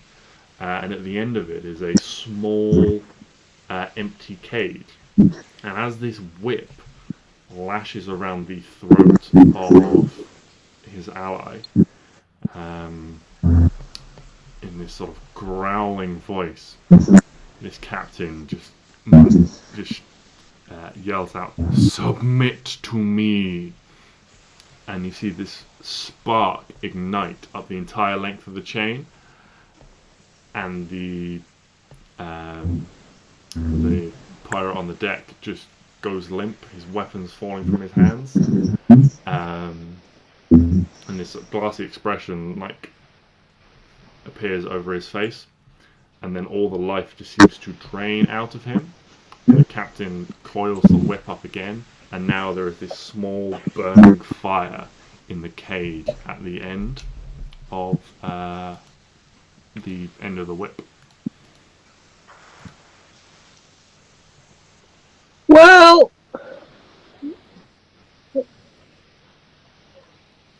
Did he kill his own guy? Yeah, but he now has a powered up whip, so what a dick! well, you've really Right. pissed him off, Sticks, so Add him to the list. add him to the list. He's then going to make 2 attacks against Neo, both of which will hit. No. Neo. Yeah. So that's going to be 6, and another 6 plus, so 12 plus 2 hits is plus 8. So 20 plus 1d8. Oh, it's only a 1. That's alright. So that's 21 damage to Shit. Neo. And you see as this whip lashes against Neo, where it sort of where the metal cuts into him, it sort of wraps around him, and he does manage to sort of. Neo manages to not be sort of totally wrapped up by this chain, but when it like coils around him, and when this cage on the end comes round and smacks into his chest, there is this detonation of lightning that blasts across Neo. Oh fuck.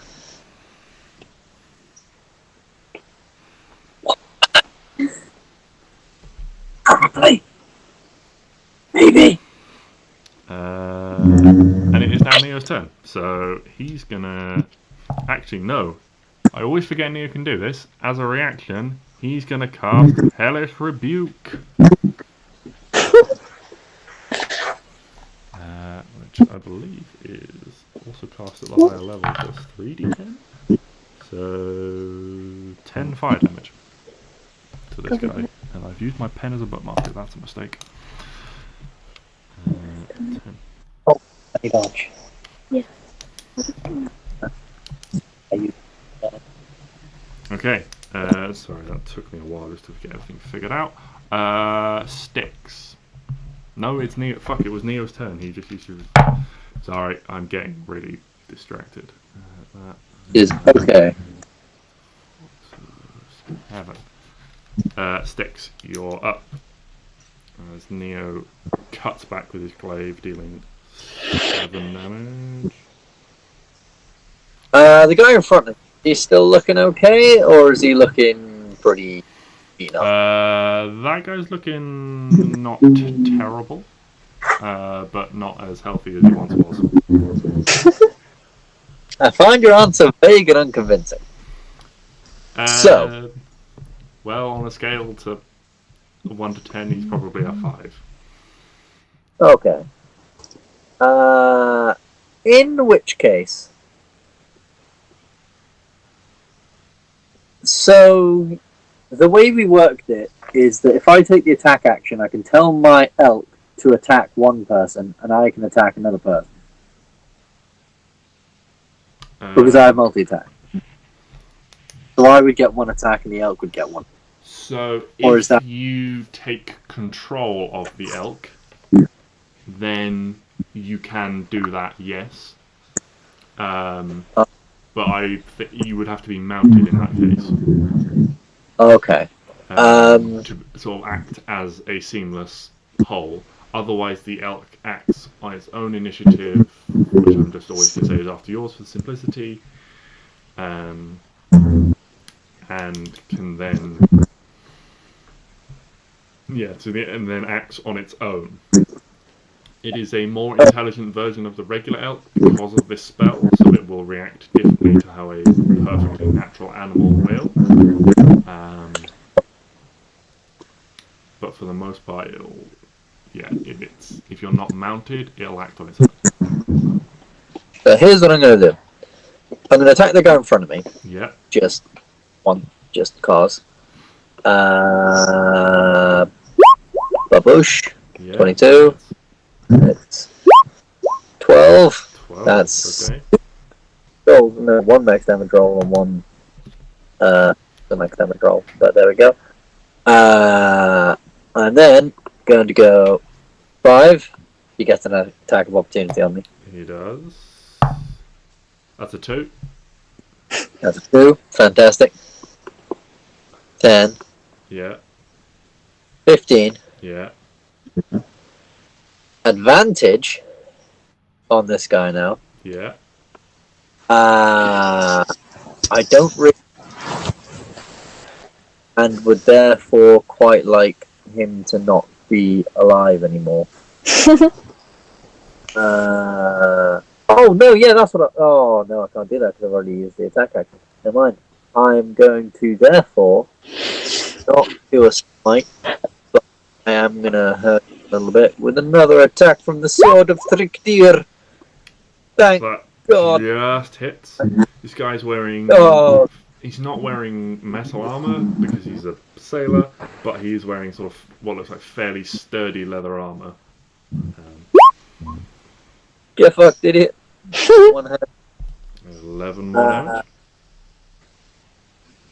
Plus that, 18 more damage.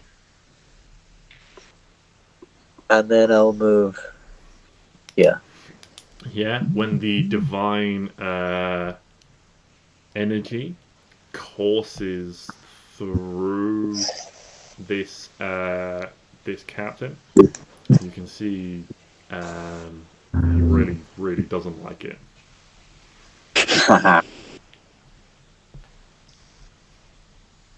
Get fucked, idiot. Okay. Is that everything, Sticks? That will be everything. Okay, so crew is doing Arwen. Ooh, ooh, ooh, ooh, ooh, ooh. That's a hit. So that's 10 damage. Plus roll a d8. Oh, give me 2 seconds. Because I'll forget that otherwise. Roll a d8. 2. That should be a crit as well, so roll that again. I don't even Roll what again? My course was there. Yeah, because you double all the dice. know. 10, 23. Right, 2. Okay. A 2 is you knock them prone. Get on the floor. So Get on that floor. you duck in and you almost stab into the back of this guy's, like ducking low, stab into the back of this guy's calf and yank his leg out from under him, tearing it out with a big spray of blood. He's now prone, so your next attack has advantage. Oh, look at this. This might hurt, sir. Yeah, that's a hit. I do apologise. No.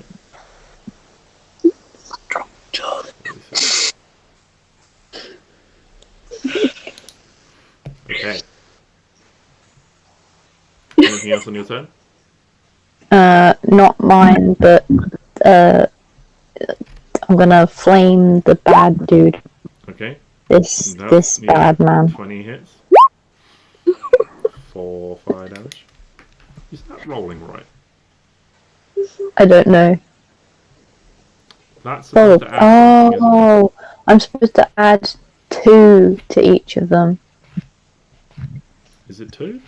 Yeah, because it's plus. Oh wait, no, it's not. 5 times your druid level. Damn, that's 10. 5. Dang. Oh wait, no, it's not. No, it's not. I don't know why I said that. 1d6 plus proficiency bonus. No, that is rolling correctly. 1d6 plus proficiency bonus. Yeah, I was reading the wrong part. I was reading the hit points. Okay. I am idiot. No, that's fine.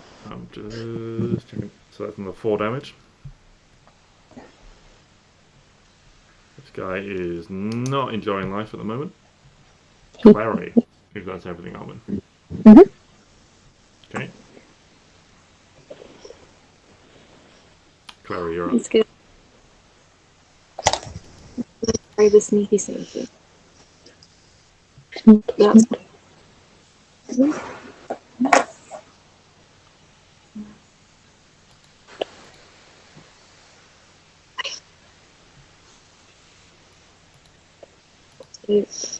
Carrie is beyond excited to use her new dagger. Go for it. Roll to hit.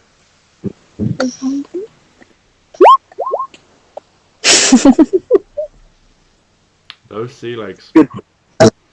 Advantage. Unfortunately, a 12 doesn't hit this guy.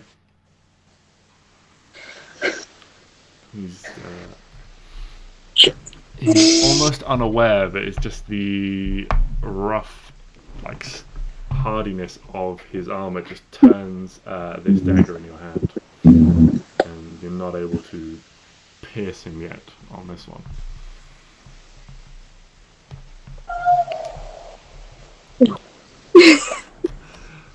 Clary's having We'll get there. a real rough time. Anything else? He doesn't like- turn? No, that's okay. I'll stay there. The Okay. sticks keeps.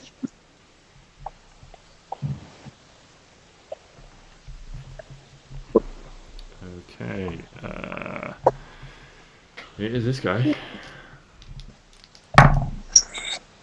Ooh, okay. He's gonna go for Neo again, sensing weakness. Only lands one hit this time. Okay. 10 damage to Neo. Oh, Neo! Neo's gonna die. Having gonna die. Having used this this whip to deal lightning damage, you can see that the light inside it has diminished somewhat. However, it seems quite potent still, as that's another 8 damage. However, Neo's had his turn, so he can Hellish Rebuke again, I think. Oh, I can't remember whether or not you can do that once per day or not, so I'm going to say you can do it. And that is... I think it's a spell, isn't it? Like, it is, yes, but you can do it as a racial feature. But it's a, like, it might be a once per day thing.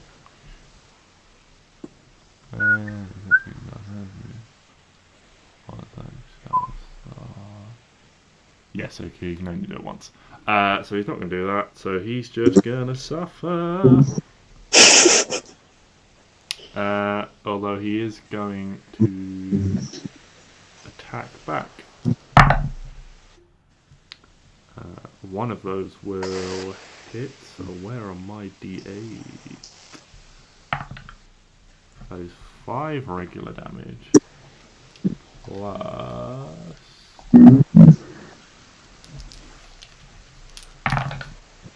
Oh god, they've gone everywhere. Plus 12. So 5 plus 12 is 17. Okay, this captain is looking beat up now. And he's starting to sort of, he's got multiple cuts on him. He's sort of burned from the radiant energy. Not having a good time. Sticks, you are... He's looking really beat up. I might slightly change my plan. Okay. Because my original plan, I now realize, a little bit stupid. I was going to get on my hill, but then that would be an attack of opportunity, which I don't really want. So, I'm going to use the... actually, no. I have an idea of what I want to do. So I can cast Heat Metal Yes. from my hand. Does that consume a spell slot for me? I'm assuming it does. I can't remember what I wrote down. I think you can cast it once per day using the hammer. Oh, okay. All I've written down is Heat Metal from hammer. I think it's once per day without using a spell slot. Cool. I'm going to cast Heat Metal on his chain whip. Okay. So he needs to make... I'll just stick it in there.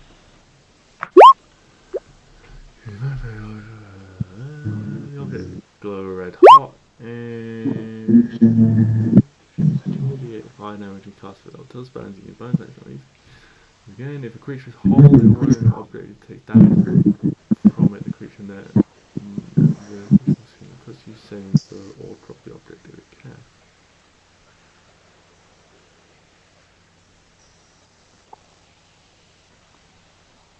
So I need to make a DC. If a creature is holding or wearing an object and takes damage and takes the damage from it. Yeah. So if he's holding it and takes the Any fire? Okay, so he takes 6 fire damage. Indeed. And he doesn't really want to drop his weapon, so going to con save. That's a fail, so he does drop the weapon. Aha! Burning weapon sort of falls to the floor, glowing red hot.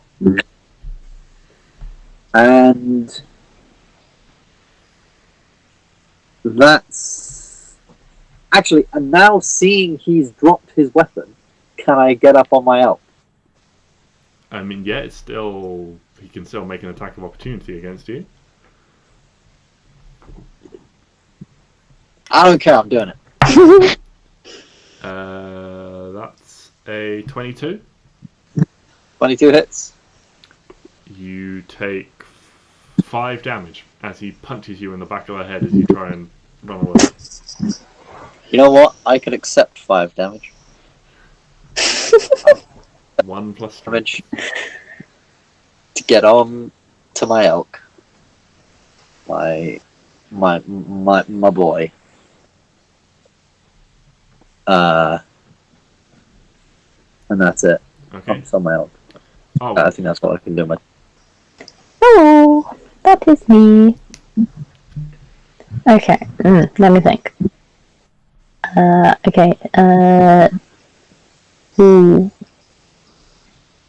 yeah, okay. Oh, and again. yeah, Oh that'll hit. God! Another goddamn crit. Let me just, So bloop, that's 11, bloop. 23 damage. Fucking hell. Yeah, you don't even bother rolling the extra effect of the crit. He's prone, right? No, he's dead. Well, yes, he is. So yes, he is prone. He's prone in the most permanent format. Good. Right. Now I'm gonna go over here. Now he's on the floor. Okay. Can I attack again? Yeah. Okay, cool. You've got a second attack, so you can move attack. Bloop, That'll hit. bloop. And another 8 damage for you, my friend. Yay! Okay. As the number of enemy crew has been reduced, you see the crew of your ship. You sort of gain an awareness of them starting to separate the two ships.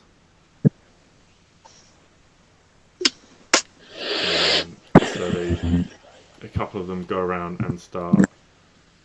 Where are you? Sir? You're on that. Why are you? Oh, what's going on? And so, fuck it, let's just get rid of them all. Except that bit. Cool. What's that layer on? Oh, it's on that layer. Right. Sorry. So yeah, the crew do go around and start cutting lines and things like that, leaving you to deal with the last couple. They also throw a number of burning torches and things onto the other ship as the two start to separate. And it is now, you can see, noticeably on fire in a dangerous way. If it's not brought under control soon, that ship is going to have had it. Anyway, Clary, you're up. Oh, sorry, no, I'm in your fire spirit. Oh yeah! I forget about that. I forgot as well. 19 hits, Yay! 5 damage. Sorry, I'm fine. Just get it done. That's all you need to do. Oh, I did the. Oh well. It's fine. Clary, you're up. Okay. Deep breath. 5, 10. Come on, Clary. Come Try the sneak on, attack Larry. again.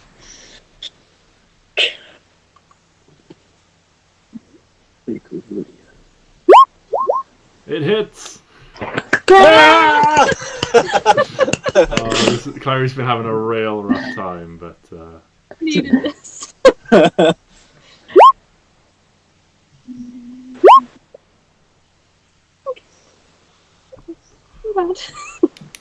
oh, that's an unfortunate roll off 3d6. 3d6 to get 6 is. It's a solid 12 damage. It is a solid 12 damage.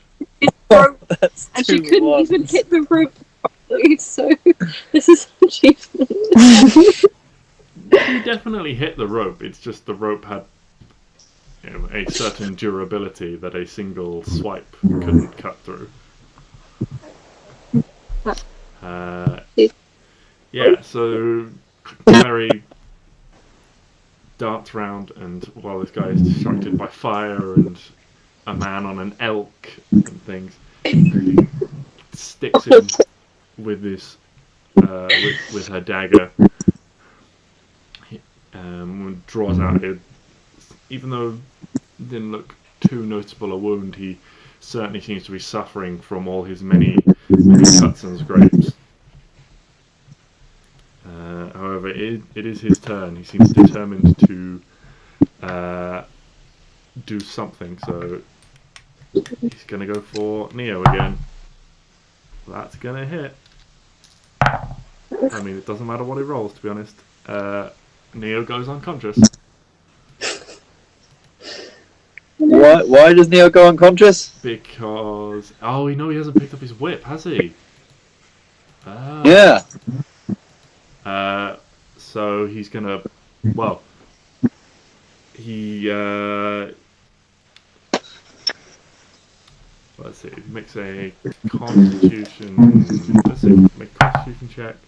Okay, so he can't pick up his whip because it's still burning. So he just turns around and clubs Neo with a fist.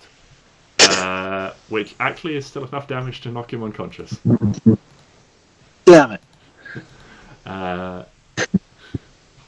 So yeah, he sort of goes for the whip on the floor. There's this sort of sizzle as he burns his hand. Turns around and just clonk Neo right across the jaw. He collapses backwards.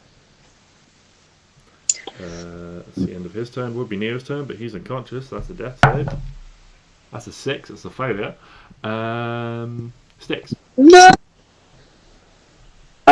Alright.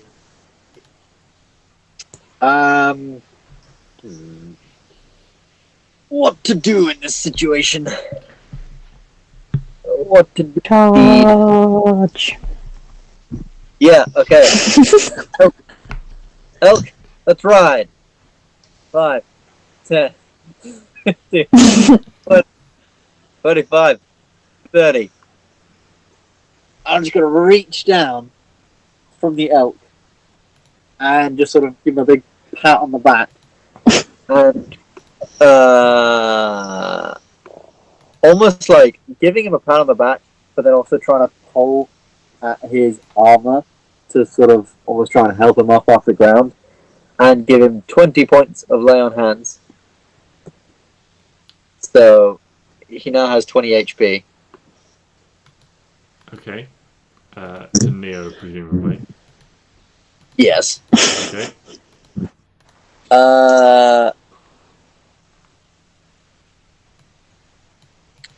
And as a bonus action, do nothing, because there's nothing I can do as a bonus action. Other than Misty Step. But I don't need to do that right now. Okay. I'm pretty sure. Oh, Yeah, that's right. You're up. Just offhand attack. But so, Poke. 13 hits that guy. Yay! 8 damage. 13 damage. Poke. 14 hits. Poke. Another 8, 16, 21. This guy is also dead. oh, Aww. just Bye. me? As Arwen casually pokes him to death, sticking him with the pointy end like a balloon, just poke, poke, poke, poke, poke, poke, poke. Until he just sort of, in a cartoonish manner, just sort of fountains blood from all the different points. It's it's one of those, you move around so quickly, just putting holes in him, and then all of a sudden he looks down and just blood pours out. Being there gives 6 advantage, right? Yes, it does. Awesome. Right. And then... Live. That's good. Oh, 3 crits. how many Last crits? round. I think that's 4. Yeah, I think that is 4 crits in this session. 2 each. I mean, you can roll damage if you want. Yeah. He had 2 hit points left. What would I have got? 6. What's 6? 6 is roll again. I'm rolling again! 6 is roll twice, ignoring ignoring 6s. Roll again! So you have 2 effects. So Oh wait, not that one. not damage. I was in roll the... Roll 2d8. So you get a 3 and a 1. Which would be You can be disarm pushed and back. knock them prone. No, it's pushed back. I've got 2 3s Yeah. and no 2. Fine. It's fine, the second one is a 2. I've got 2 3s and no 2.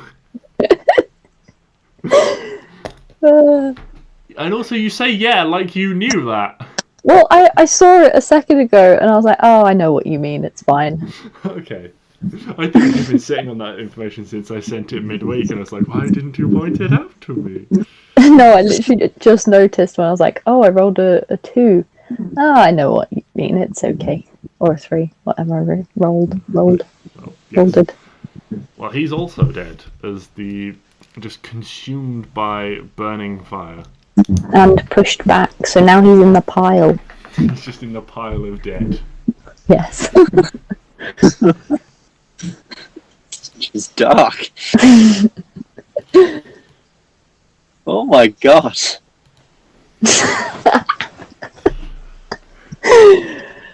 Once again, a hush falls over the deck. Well, Lunch, guys. anyone? Yeah. I could go for lunch. Cool.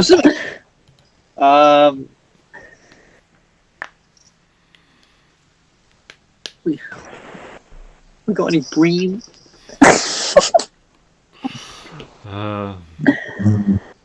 Cast Here. conjure tartar. Pardon? Cast conjure tartar sauce. Hearing you say, have we got any bream? The quartermaster, I'm in the wrong document. Still in the wrong document. Quartermaster Rolf will sort of has come up behind you and will clap you on the back and say, no, we do not have any bream, but we do have some fishing rods if you feel like it. Fishing rods. I was about to say, if you say fucking cod, I'm going to slap you. And a cod. No, I don't think we have any fish actually, but we do have some dried pork and various things. How are we on a boat and don't have any fish? Give me one of those fishing rods. I'm sorry. Problem. So Styx sets to fishing. The ship is now sort of slowly getting underway again. Duma, the bosun, has got out climbing gear again. The crew is, sort of tossing bodies over the side, relieving them of weapons and various valuables. Then just discarding them into the sea. Damn, that's dark. Several of them sort of just spitting over the side after them in disgust. Astrid is tending to the most heavily wounded Yeah, there are a couple of crew lying motionless on the deck. And a quick glance at some of them tells you they're not getting up again. Oof. Not everyone has got through this unscathed, unfortunately. Please say it's none of the ones that you've named. I've named them all. Did They you? all have names. Yeah, I got a load of names. Okay, but it's not any of the, like, good... That's sad. Oh my god. Yeah, Astrid is tending to some of the most heavily wounded. One of which indeed is Captain Ivan, who is sitting up but has blood covering like one side of his face. And he's like holding his head in his hands, and she's sort of like trying to like prise off his hands and gently like dab his face with a bandage. You can't see at an immediate glance what's wrong with him. He's sort of hiding his face. Would he like a good berry? A really good berry. You can offer him a berry if you I want. offer him good berry. Good berry. So presumably you cast the spell Good Berry. I cast good berry. Well, I don't want to cast it if he's not going to eat it. I'm not wasting a spell slot.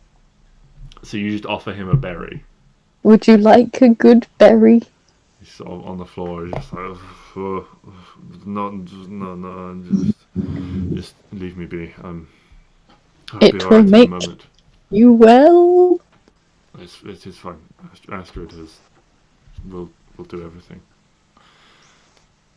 And you can see he's still sort of like Fine. keeping his like hands over his face and stuff like that.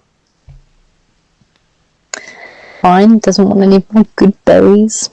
See how it is. Yeah. A couple of the crew, are helping sort of move the bodies. They're laying them out neatly on blankets and things. And they are just placed respectfully off to one side while everyone sort of tends everything. Duma has got out her climbing gear again. You see that you recognise Arwen, and is about to make her way up the mast to try and patch the sail. She sort of glances over at you and says, "Well, you have done this before. Care to give me a hand? It is not such a big hole that I think I need to take the whole sail down, but we can probably patch in place." Yeah, sure. Let's climb. Okay. You can head up and do that with her. Styx, you have you haven't been handed a fishing rod, but Rolf has made note of your desire to fish.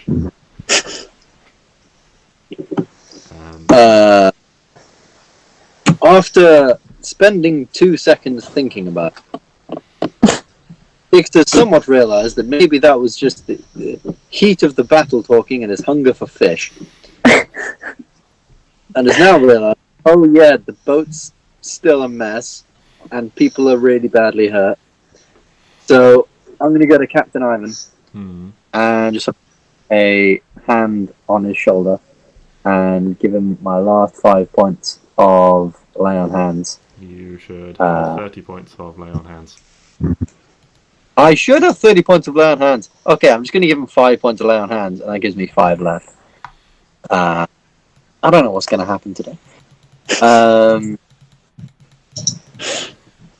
there we go. Ivan has 5 points of lay on hands. And I'm then going to offer my services to help fix anything that needs fixing and do whatever needs doing. Yeah. In So Yosef again sort of takes charge of you sticks and starts giving you orders. you're alive. And it's just like, come on, let's leave the captain to it. He's Astrid will look after him. Let's just get out of here. And so between you and some of the other crew, you can get the boat moving and, you know, putting a significant distance between yourself and the slowly burning ship on the other side. Lovely. Yeah, and We should have looted that ship. Whatever. It was on I mean, fire. yeah, I was about to say it was kind of burning up. Maybe we could just do, like, between you and me, we could just go around doing druidcraft like hundreds of times.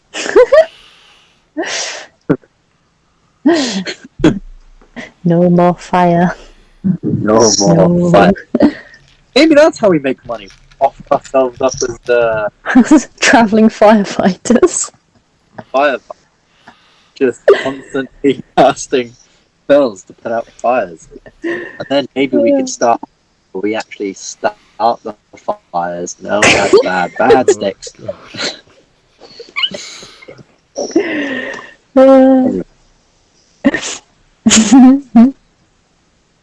Yes. Anyway.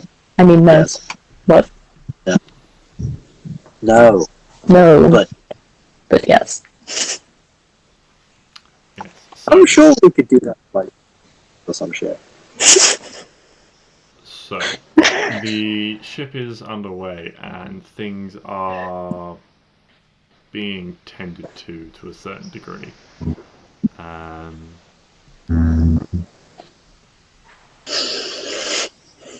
When you're helping out, Sticks, you're helping out.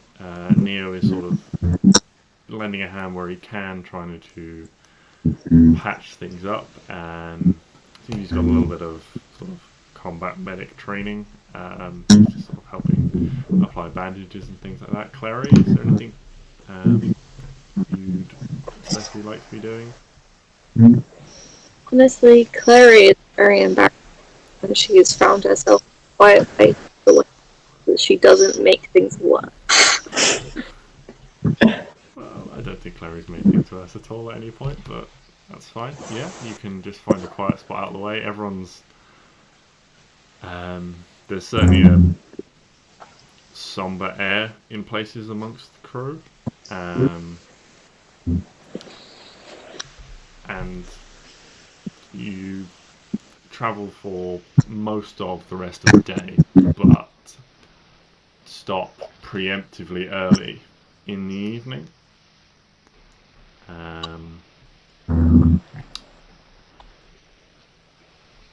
And yeah, the ship is run ashore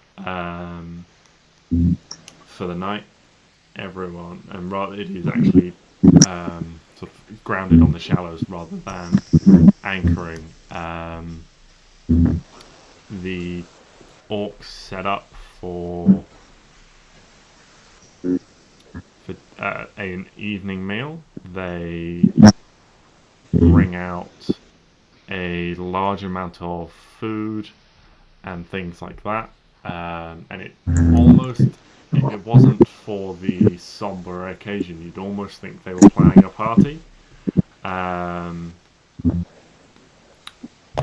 The two dead orcs are wrapped in shrouds now, and are laying in the center of the deck. And then when everyone's gathered and a reasonable feast has been laid by,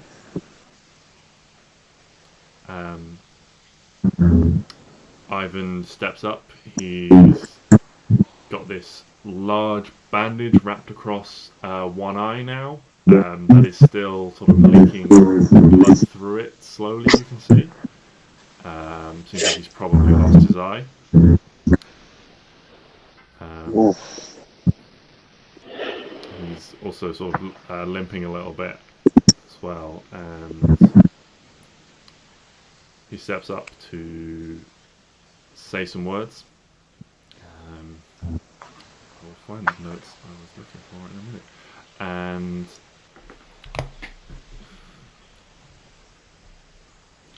stands to address the assembled group. So we've lucky today.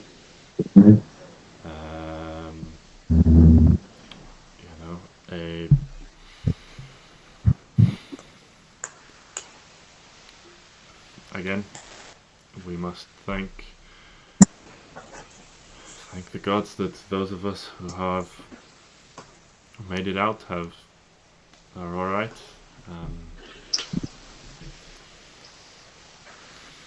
We will do what is right by those who have not. Noah and Arvid, we will lay you to rest.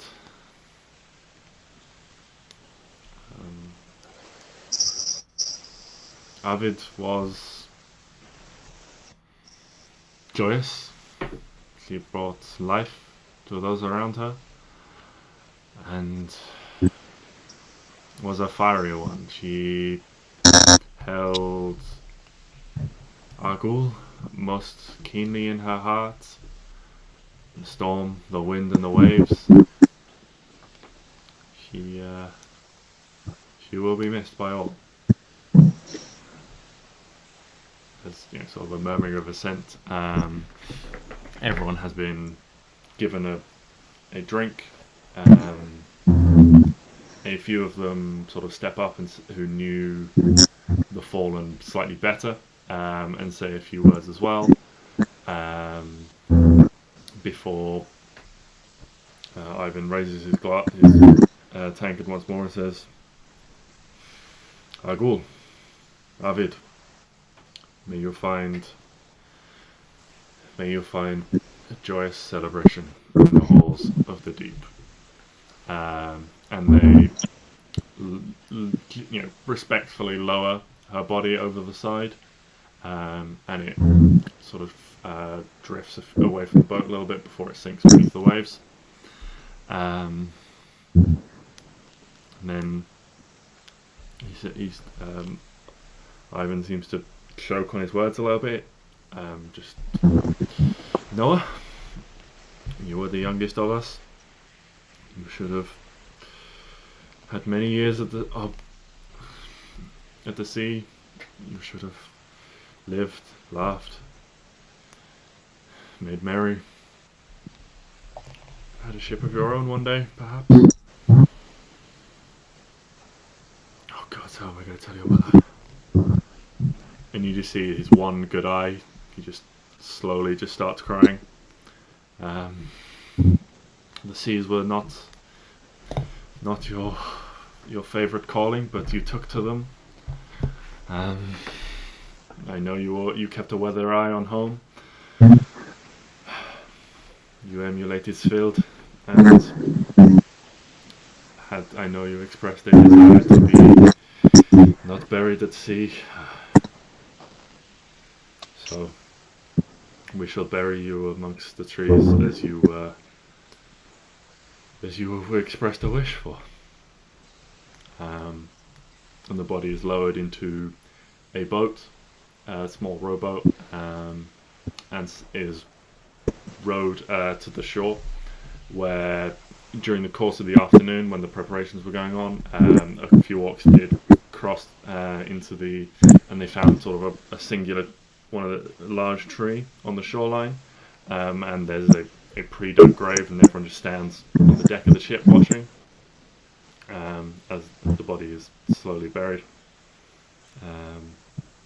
Ivan, standing beside everyone, raises his glass and just says, Noah, may you find rest in Svild's halls.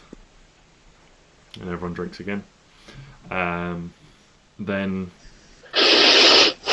Felix picks up an instrument and just slowly starts plucking away a soft tune. and everyone just sort of goes their own way for a little bit as this gentle music is played, and then after a while, everyone sort of the moment passes for everyone, and the celebration begins. Those who have survived celebrate surviving, and those who have,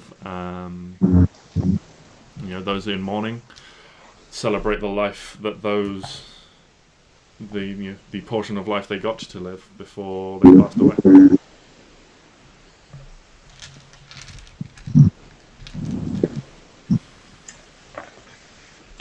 Which orc was the one that had someone on the land that he wanted to be with? That was Noah. Oh god, I know it was. No!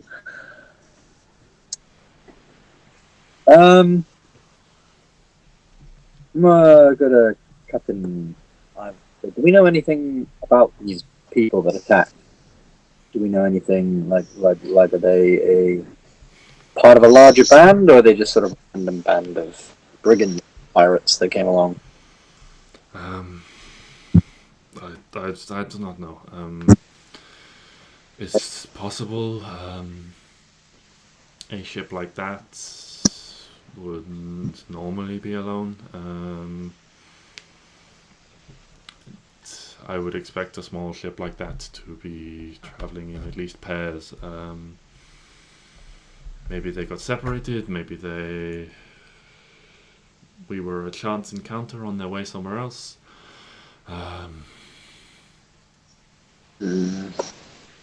Okay. May the briny bastards drown forevermore. Briny. I don't know that. Maybe we would have found something if they. But burning a ship is one of the most effective ways of trying to ward it off. So, what can we do? I just hope if they are alone, we have more fortune. The further north we get, the safer we should be. I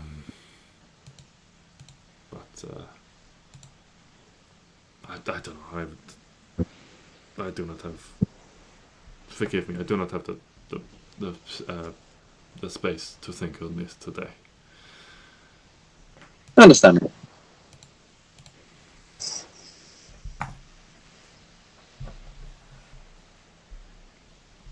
I think it's like evening time. Yeah, it's evening. It's there is a setting sun. The day after the fog and cloud sort of burned off by the sun was relatively clear, so it's a cool evening. As the sun starts going down, it starts getting a little bit chillier. A few orcs have broken off on their own and are drinking quietly or in small groups. A few are sort of trying to make merry, but you can tell that they're not really in it.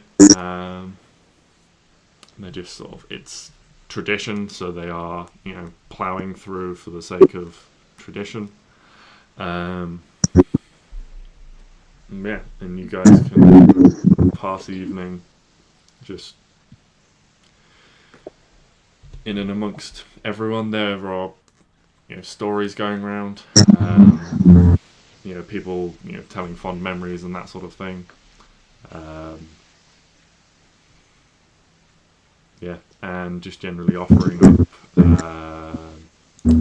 prayers and things like that. Occasionally it seems that someone will fill from the barrel, fill their tankard from the barrel, and they'll empty out a portion into the sea, almost like an offering, as well as some don't say anything, some say words about the fallen, and some give sort of more general prayers and things like that. Okay. Definitely. Yeah. The evening is not a late one. You know, everyone pretty tired, pretty beat up. You don't see much of Astrid as she is below deck, dealing with the most heavily injured still, patching them up. Just you know, if you were to duck down into there, you'd see that everyone is pretty stable. She's just sort of watching over them, making sure they get rest and things like that. And you can all pass the evening by, head to your various cabins at your leisure, and get a long rest in. As you all come to consciousness in the morning, the ship gets underway in a slow manner, much slower. Everyone's, you know, not hungover. There's just that lethargicness the next day to everyone. You know, there's little moments where people are like, "Oh, where is oh?" And you know, there's those awkward moments. There's people not quite, you know, people have to get used to the gaps that have appeared. But yeah, the day passes in relative quiet. There's a few jokes here and there, but generally everyone's pretty somber still. And late in the day, you spot a small village from the waters, you know, tucked in, and Ivan gives an order, and everyone, you know, sets to, and the boat is pulled in towards this village. And as you get close, you can see there is a large amount of destruction. There are several boats sitting low in the water, and then there's a couple of masts you can see just protruding out. They look like small sort of fishing boats and things. There are a number of they're not like pylons sticking out of the water, sort of around these boats, that looks like it might have formed a jetty or a little pier, that they're all anchored around, that seems to have collapsed recently, as well as a number of houses on the shore have suffered some structural damage. You can see have collapsed in places, and a couple that are just burnt out shells.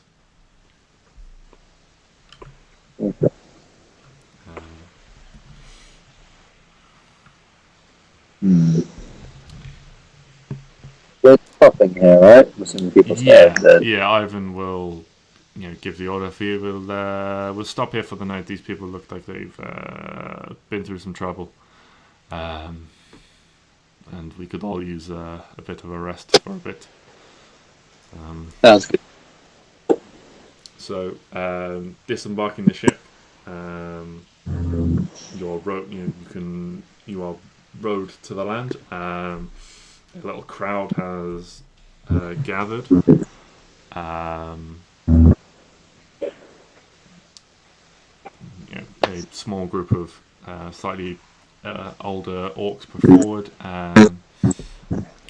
At the head stands a woman with a large battle axe resting, sort of head down. She's got her hands resting on the handle between her feet. And she just sort of awaits your approach. As you all get close, she calls out, just sort of, "Oh there! What can we do for you?"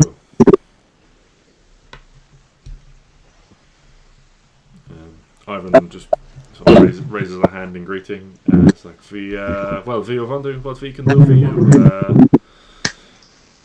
We have had our own troubles, and we can see you've had some significant difficulty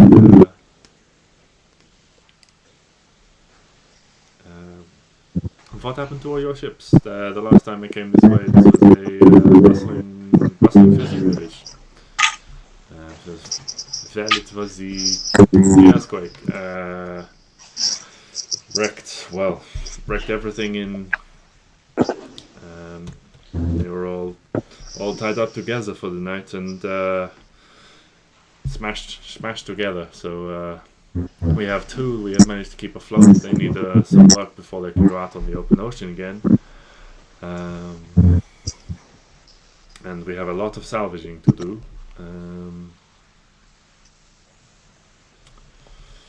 What can we do for you? I was like, well, if you've got enough difficulty, we have some minor repairs to make again. We've encountered pirates.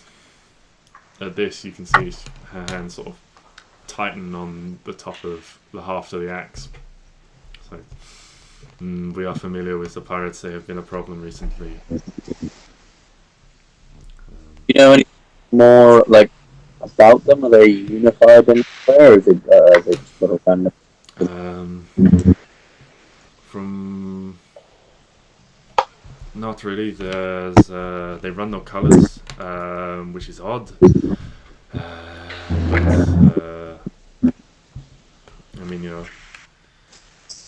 I mean, it's not odd for pirates, but even pirates generally keep to a code, so they can identify each other. Form alliances and what have you, and then break alliances and stab each other in the back, blah blah blah. Honor among thieves, all that shit. I see. No, these ones don't seem to run any colours. They care only for themselves. We've not seen more than one ship together, but that does not mean they are not running together. Our biggest concern is, at the moment, is getting everything sorted here. You are welcome to stay. We have plenty of food to share for the time being. And if you're willing to set to, then we would welcome the extra hands to clear things. We've lost a number of people ourselves to these pirates recently, so strong hands are less than they used to be, and some hands are not as strong as they used to be. Kind of nudges like a quite elderly looking orc next to her. She's like, I can still do things. I may be old, but I got strength in my bones just yet. Where's this one from? He's old, he's Cookie.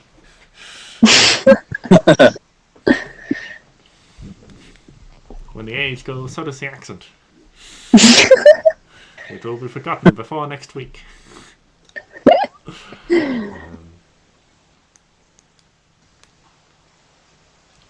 Yeah, Ivan's like, yes, well, we will not trouble you for resources. We have our own things, but we could, if you could spare it. He kind of glances around at the wrecked buildings. We might trouble you for some timbers or two.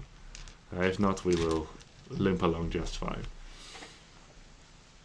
She kind of looks around and goes, yes, well, when the earthquake hit, a couple of buildings collapsed. We lost a lot of the ships and the dock, and a couple broke and caught fire. And, well, what can you do? Sometimes it's just... Fortunately, it was not a windy night, so it did not spread, but we lost a couple of huts. They will be replaced. It is getting the docks cleared. If you have strong hands amongst you, the help would be welcome. Hi, my name is Sticks, and this is an elk. That's yours. And this is an elk. This is an elk. The elk would not have been able to make the journey on the boat, and so would still be on the ship. That is a good point. Wait, why? Because you can't put an elk in a rowing boat. It's too big. Why? It's too big. He can have his own. Who will row? We elk. I...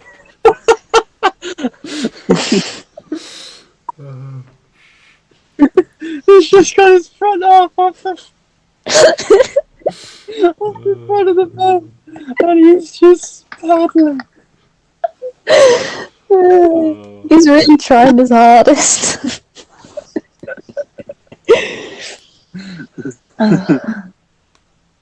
No. Then, in which case, I will leave the elk there, and I will say, "Hi, I am a Styx. I can be of use. Hello, I am Sticks. not. I am a Styx. I'm Styx. I can be of use. Hey guys, let's help these people out. Might be good. Yeah, I'm assuming start that now, or we start that like the next day. It would be the next day. If there's anything you guys want to do in the evening, you can do that.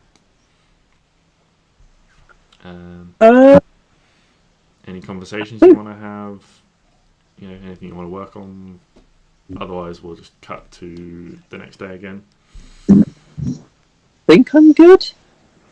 I don't have same. anything I need. That's yeah. I think I'm good.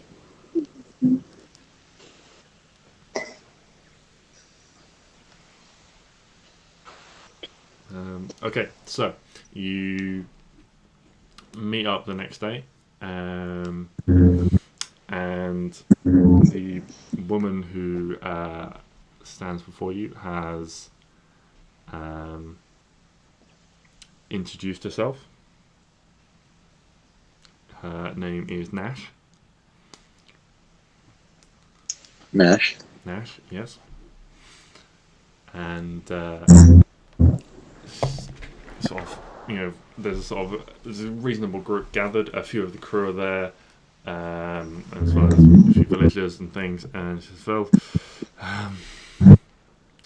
so we used to have a large docks that went out around 100 feet or something. Gave us plenty of space for tying up all the fishing boats and things, and even when we had larger vessels such as these, the ones you arrived on, they could have a spot.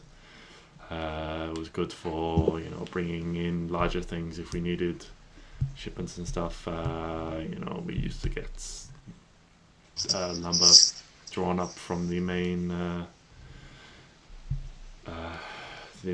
harvesting in Granenvik. We have some heavy work to do.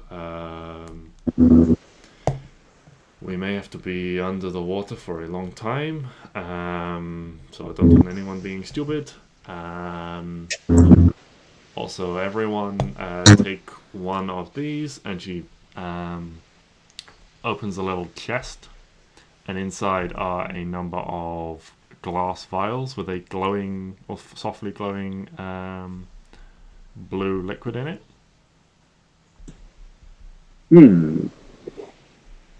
Would I know what this? I'm assuming she's going to tell us. Yeah.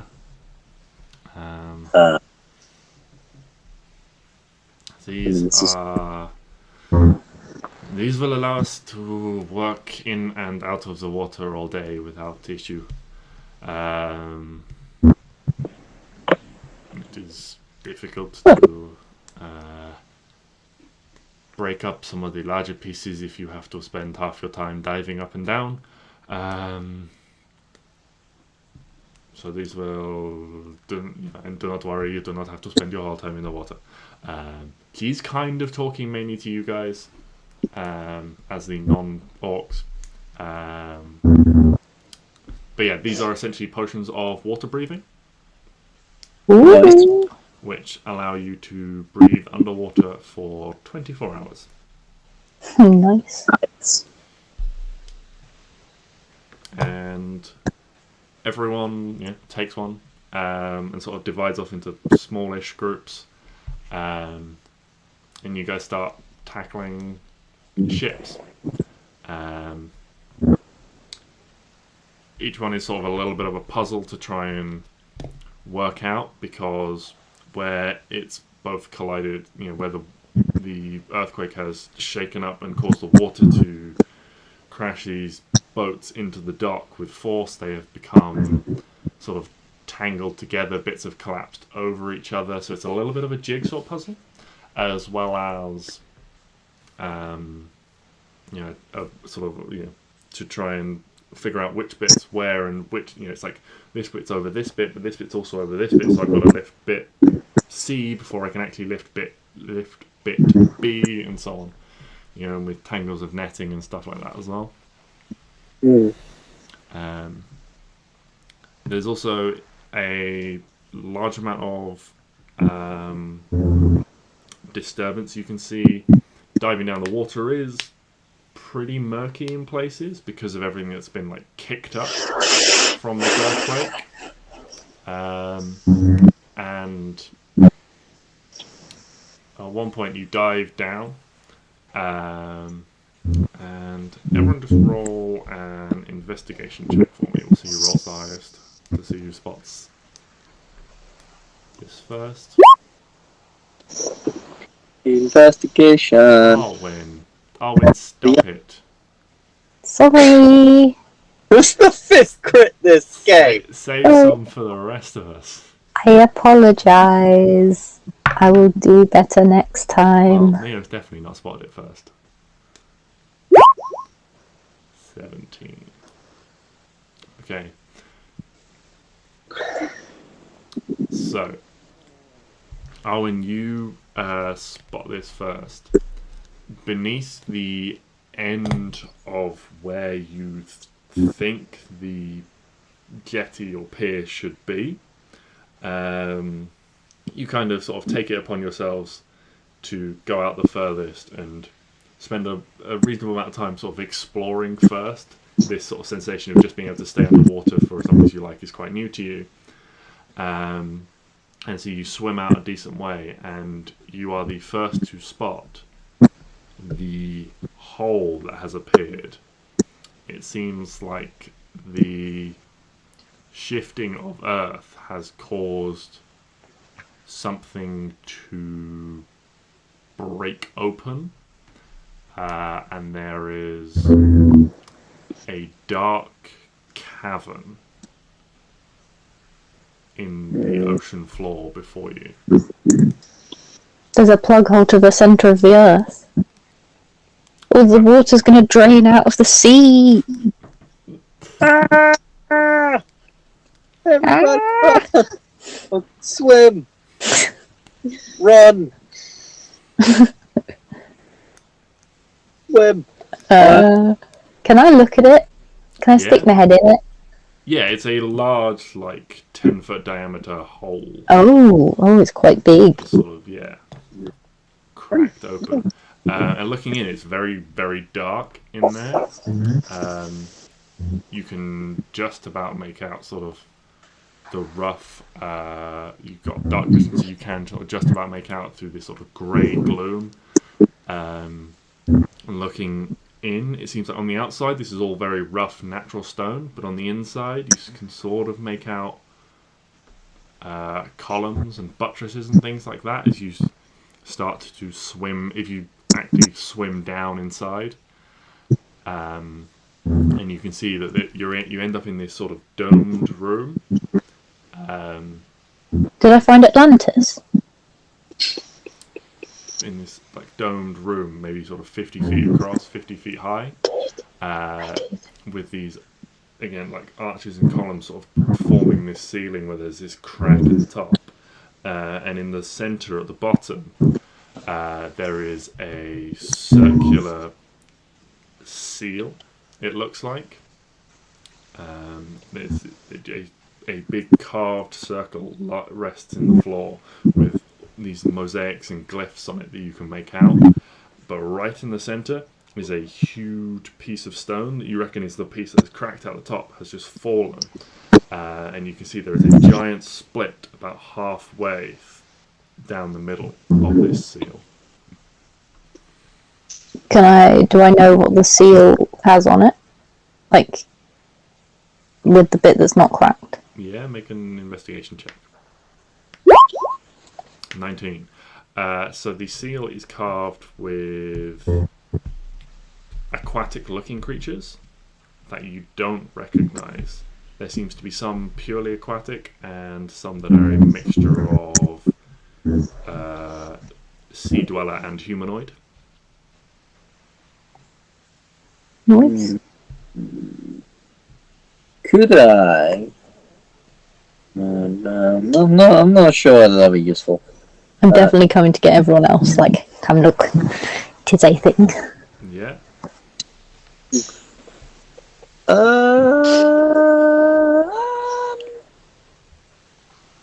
No.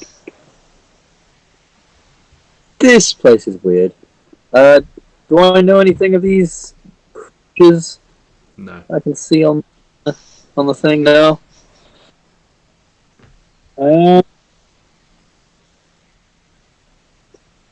Is there like further down to go? Is there further we can explore? Is there like other rooms or something? No, you don't see any like offshoots from this dome that you're in. There is just this this stone circle in the floor that has like cracked and buckled in very slightly. Can we move it? The big Yeah. bit. Can we go in and almost? I don't know whether we want to actually. If it's buckled slightly, do we want to actually like fully destroy it? And see No, I what- don't want to destroy it. I just want to pick up the bit that's fallen from the I ceiling. want to try and move the debris that's like crashed down on it. Yeah. Yeah. Okay. Yeah. Make- I'll give her an assist. Yeah, roll a strength check with advantage then. 20. Oh. Yeah, so Yeah. it takes you a little bit of time, but you can shift the various pieces. It seems like even though quite a large piece fell, it almost cracked as it hit as well. And so you're able to sort of roll off these pieces where it's split, and between the two of you, you can sort of shift them and move them. And you find in the sort of near, slightly off center from there is a almost on the, it looks like the point of impact. There has been a hole about sort of 3 feet across, punched through this seal. So you could potentially get inside if you wished. Yes. Shit. Arwen gets in the hole. Okay. So you swim through the hole. Again, it's pitch black down here. There's no light coming in from above. And just as you're not even all the way in, you're about halfway in, and you find yourself nose to nose with a large fish skeleton. Oh. That as you look down, it transitions from fish head into human body. Reverse mermaid. Can I real quick? Yeah. Can I use my divine sense? Yeah. Remind me of the range of divine sense. Register understands there's like a odor, powerful, good. Within 60 feet of you. Celestial fiend or undead within 60 feet. There are none of those creatures within 60 feet of you. Ooh. I can. What's it called? What was I doing before? I don't know. I think I do know, but Yeah, you do know. You know the one. Oh, bloody hell, which one is it? Wait, what is it? Oh no, it's not there. It's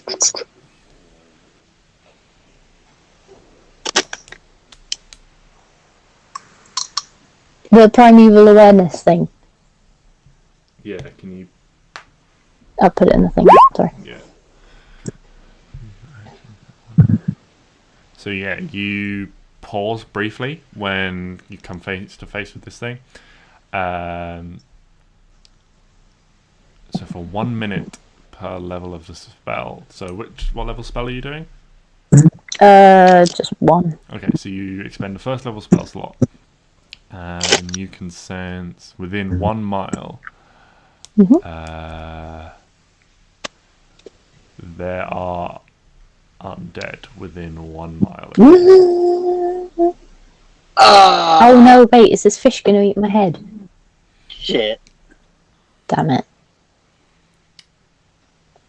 I think Well- we'll leave it there. Yeah. It's a good idea.